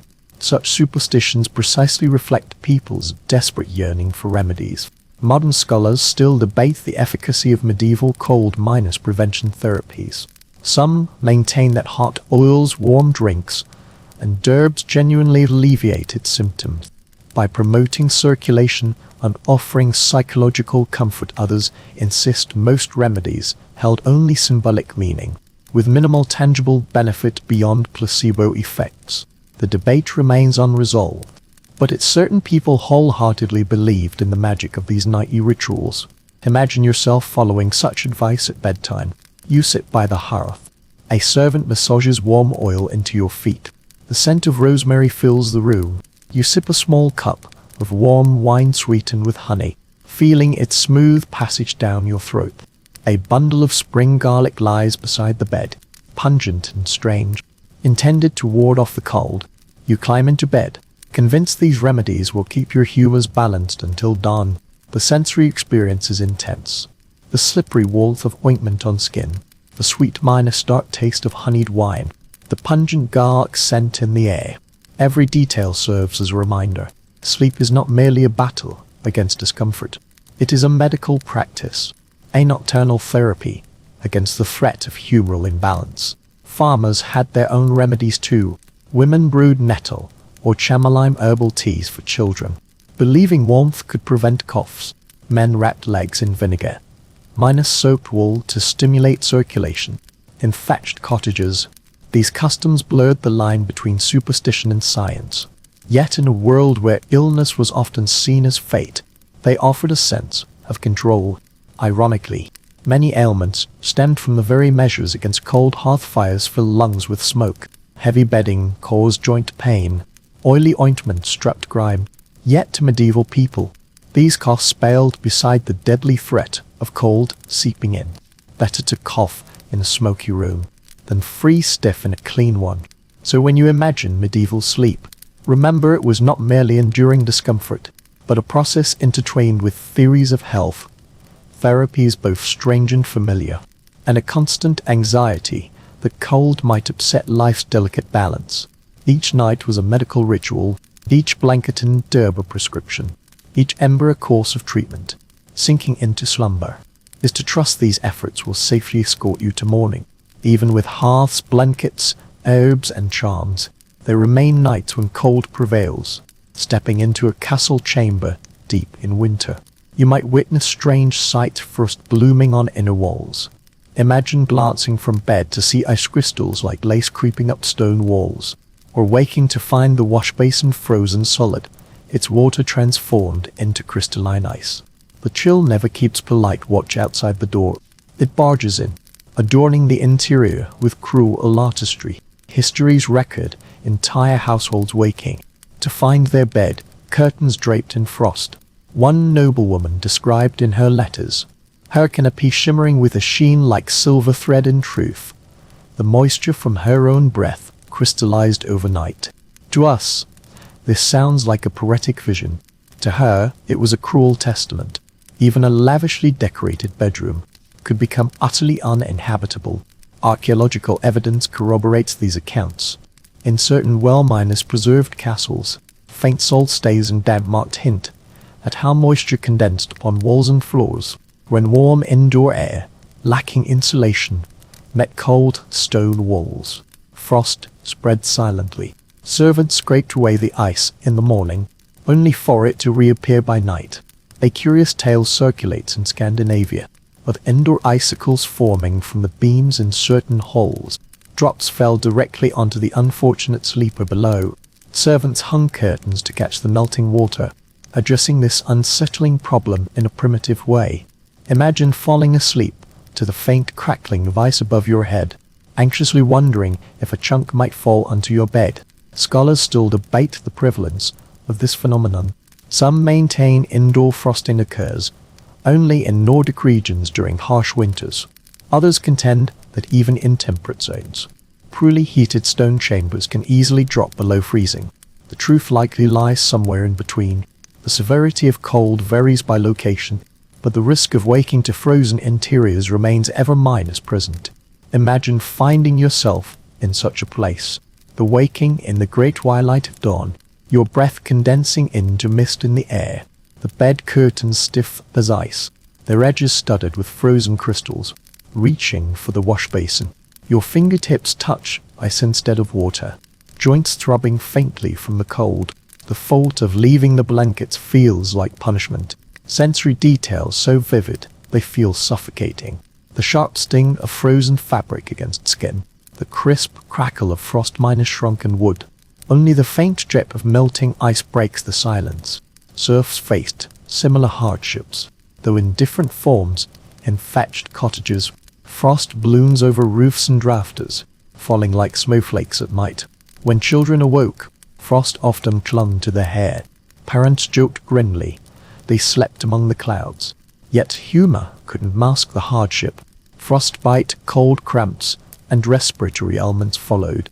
Even the wealthy nobility couldn't entirely escape. Hot stones and furs sustained the body, yet the surrounding air remained a hostile force. Diaries reveal the psychological torment people spoke of, dreading the moment of rising in the morning, as bedding felt like a prison confining them, simply because the world outside the window was too cruel to face. One English poet even turned this into a metaphor, comparing love to a frost-free bed within a canopy. For him, true intimacy meant challenging the night chill, to forge warmth within a frozen world, revealing how frost profoundly shaped both imagination and reality.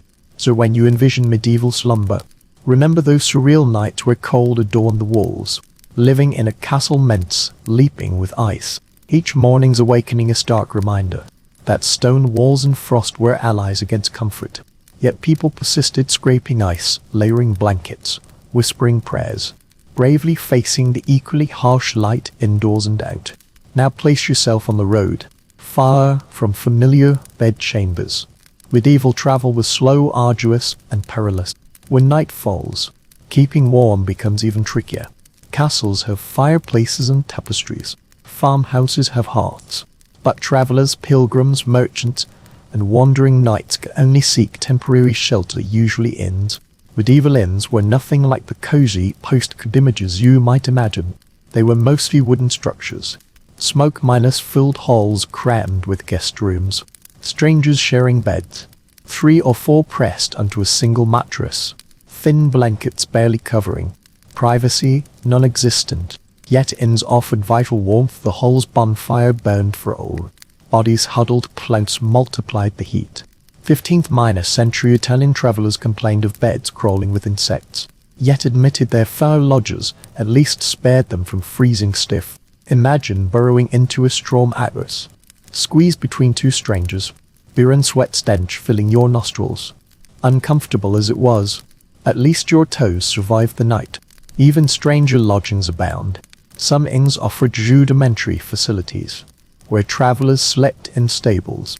At first glance, it seemed undignified, yet pilgrims sometimes preferred this spot. The body heat radiating from horses and cattle made the crowded stable far warmer than the drafty upstairs rooms. Pilgrims on the way of street. James occasionally chose stables deliberately, curled beside haystacks. They share the space with livestock. Breathing in undoubt, their breath mingles with the animals. The scent is pungent, but the warmth is undeniable. In more remote countryside, hospitality follows ancient traditions. Villagers are expected to open their homes to travelers, especially pilgrims or those bearing religious relics. Farmers might offer a warm spot by the hearth, or space on a straw mat. Here, warmth stems not from luxury, but from generosity and intimacy. You'll sleep shoulder to shoulder with strangers, listening to the crackle of a simple hearth fire, the lingering aroma of stew hanging between the rafters. A peculiar 14th-century French town record describes communal inns, with long wooden platforms strewn with straw, where dozens of travelers, men and women, lay side by side. The sight of strangers pressed close together might unsettle modern sensibilities, but was commonplace then. The shared warmth outweighed any awkwardness. Scholars debate whether such inns offered greater comfort than castles. Some argue that despite the crowding and lack of hygiene, their insulation still surpassed spacious noble chambers. Others point to risks like lice, fleas, and theft, arguing that castle life, though cold, at least guaranteed safety. Both perspectives hold merit. For weary medieval travelers, survival often meant choosing between icy solitude and crowded discomfort. Now imagine yourself in such an inn, stepping into the hall. The clamor of voices and the heat of the hearth hit you. The scent of beer, smoke, and roasted meats whirls around you. A space opens all the straw bedding. You squeeze in beside a stranger, The floorboards creak. Dog barks echo in succession. The clinking of glasses never ceases. Yet the warmth of the crowd still relaxes your limbs. As the hall gradually quiets, laughter turns to snores. You feel the warmth pressed against your body. The embers in the hearth flicker faintly. This is not the comfort you know, but it is enough. The sensory details are overwhelming. The rustle of straw piercing thin linen. The heavy scent of sweat mingled with smoke. The rhythmic breathing of a dozen sleepers. You shift gently, afraid to disturb your neighbors. Finally, the inn's murmurs carry you into a shallow yet necessary rest. Even nobles faced such circumstances when traveling. Royal processions required accompanying military escorts. Inns often filled swiftly. History's record monarchs lodging in monasteries, or requisitioning entire households for retinues. Yet even kings could not evade the fundamental challenge: scarce warmth. Journey stripped away layer upon layer of privilege. Thus, within the tapestry of medieval slumber, remember the traveller. For him, each night was an unknown, each bed a gamble. A flea-minus-ridden straw mat, a horse in the stable, the floor of a stranger's cottage, or, if fortune smiled, the guest hall of a monastery. Wherever he found himself, the goal remained the same: to bide his time in warmth until dawn. Every household sought survival, yet not all succeeded. The Middle Ages preserved tales half minus history, half minus legend. Souls turned into cautionary fables on bitterly cold nights. Sleep within the castle walls was a battle against unseen foes. Sometimes the enemy was the cold itself. A grim 13th century chronicle records. Guards on the walls of a Flemish castle froze rigid at their posts during the winter siege. At daybreak, their comrades found them still standing, spears held aloft, their frozen bodies stiff as stone. The chronicler saw this not as tragedy, but as proof of winter's cruelty, as if cold itself were a weapon of war. Imagine what eerie sight. People turned to ice sculptures overnight. The night watch bonfires long since extinguished. There are also gentler, more intimate legends. In the letters of Burgundy's first noblewoman, she recounts her cousin visiting from Italy shivered all night, pleading for dawn. He had never known such cold, though she survived. Later generations recounted the tale with laughter, mocking her frailty, yet silently acknowledging the terror of those endless freezing nights. A strange folk tale circulates in Scandinavia. A bride, stepping into her groom's castle, she fainted from the piercing chill of the icy hole. Villagers whispered she was cursed by the northern ice spirits, whether she died of illness or sheer exposure. This cautionary tale endures 7 noble marriages. They face trials within stone walls and bitter winds. Scholars still debate the authenticity of these accounts. Is it dramatic exaggeration, elevating ordinary hardship into legend? Or does it reflect the real tragedies of frostbite and hypothermia in an age lacking warmth? Some believe chroniclers embellished to illustrate moral lessons. Others see it as authentic testimony to a climate harsher than our own. Imagine yourself now in a grand hall, listening to these tales. The hearth fire flickers faintly, shadows dance across the walls. An old servant recounts how nights perished in their sleep, trusting thin blankets. Children listen wide-side, clinging tightly to their cloaks. These stories are not mere entertainment. They are warnings. If you neglect the cold will devour you. Even travelers' accounts carry such warnings. Pilgrims write of companions vanishing on mountain paths, their bodies discovered only come spring, curled as if in an eternal slumber. Soldiers at war describe comrades lost forever blankets, the frozen cloaks. When temperatures plummet, the line between sleep and death blurs beyond recognition. The sensory details of those frigid nights send shivers down the spine. The sting of frost on bare skin, numbness spreading through fingertips and toes, and the terror of closing one's eyes never to open them again. Lying down in an ice chamber is like a gamble. Bedding, fire, and prayer are the chips placed on the table. Survival itself is the prize. Yet beyond these somber tales, stories of resilience also endure. Farmers take pride in weathering winters, in humble huts, close kinship and hearth fires, sustaining family life. Nobles host hunts and feasts in the depths of winter. displaying wealth's power to conquer the season. Behind every record of loss, echoes a resilient voice proclaiming survival itself as victory. Perhaps this is why legends of frozen nights endure to this day. These tales remind listeners that even the mightiest castle is not impregnable. Stone walls may repel armies, but cannot withstand winter. In the long night, even the most formidable lord relies on blankets, firelight, and companionship as much as the humblest peasant. So when you imagine medieval sleep, remember these two truths: the tales of those who succumbed to the frost, and the silent triumphs of the steadfast. Each story holds a lesson: reverence for the night, guard against the cold, never presume survival is assured. Ultimately, you return to the hearth that light embodies all the symbols of medieval sleepers. The flame is never merely a tool, but the heart of the household, the dividing line between life and death on winter nights. The firelight casts shadows on the walls. Those shadows flow like guardians, shimmering and shifting with the flame's rise and fall.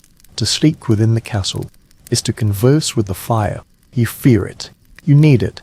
Without it, survival is impossible.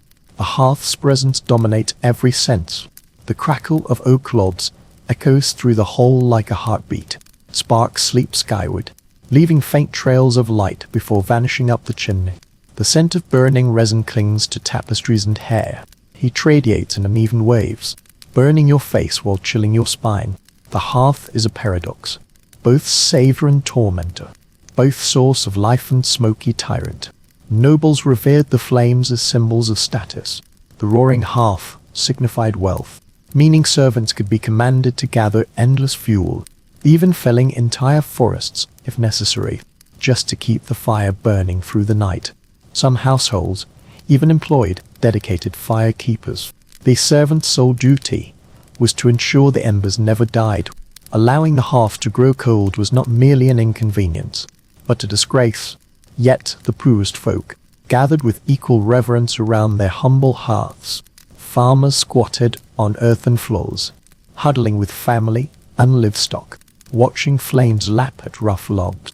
They laughed, told tales, prayed, passing bowls of stew, though lacking splendor of carved stone hearths. This warmth is equally real, whether in castle or cottage. The flame gathers hearts, making sleep possible. A German traveler recorded a peculiar custom.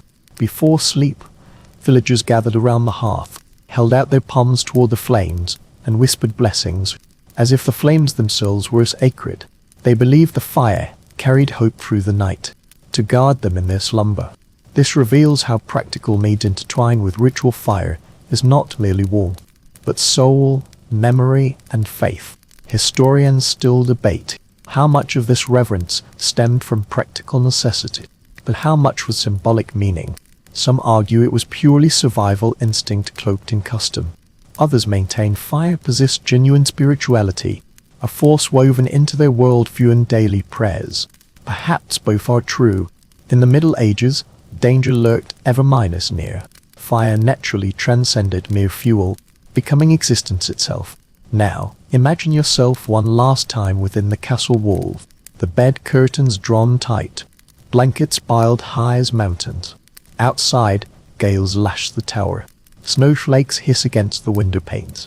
Night presses down with all its weight, yet embers still flicker in the great hearth.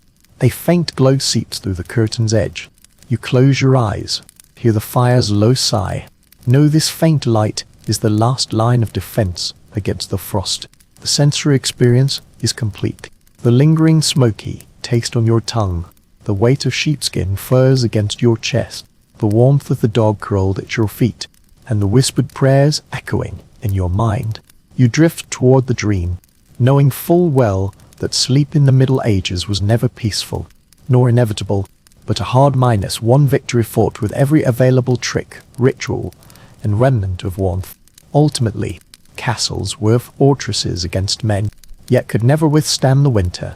What saved the inhabitants was not stone and steel, but resilience, ingenuity, and communal support. The secret to enduring long nights lay in layered blankets, shared warmth, burning fuel, and clinging to hope. facing the endless chill of medieval nights. Humanity itself became the true flame. Now slow the rhythm. Imagine embers glowing faintly, the light no longer fierce, but gentle, like charcoal resting after long labor. The room is still. Outside, the wind howls against the walls, fading into a distant murmur. You feel the weight of the bedding, heavy and protective, pressing you into the mattress. The struggle against the cold, the vigilance of fire minus watchers, the barking of dogs and the clamor of servants, all recede as if you've drawn back the curtain of the world. Your breathing slows. Each inhale carries the faint bitterness of smoke and wool.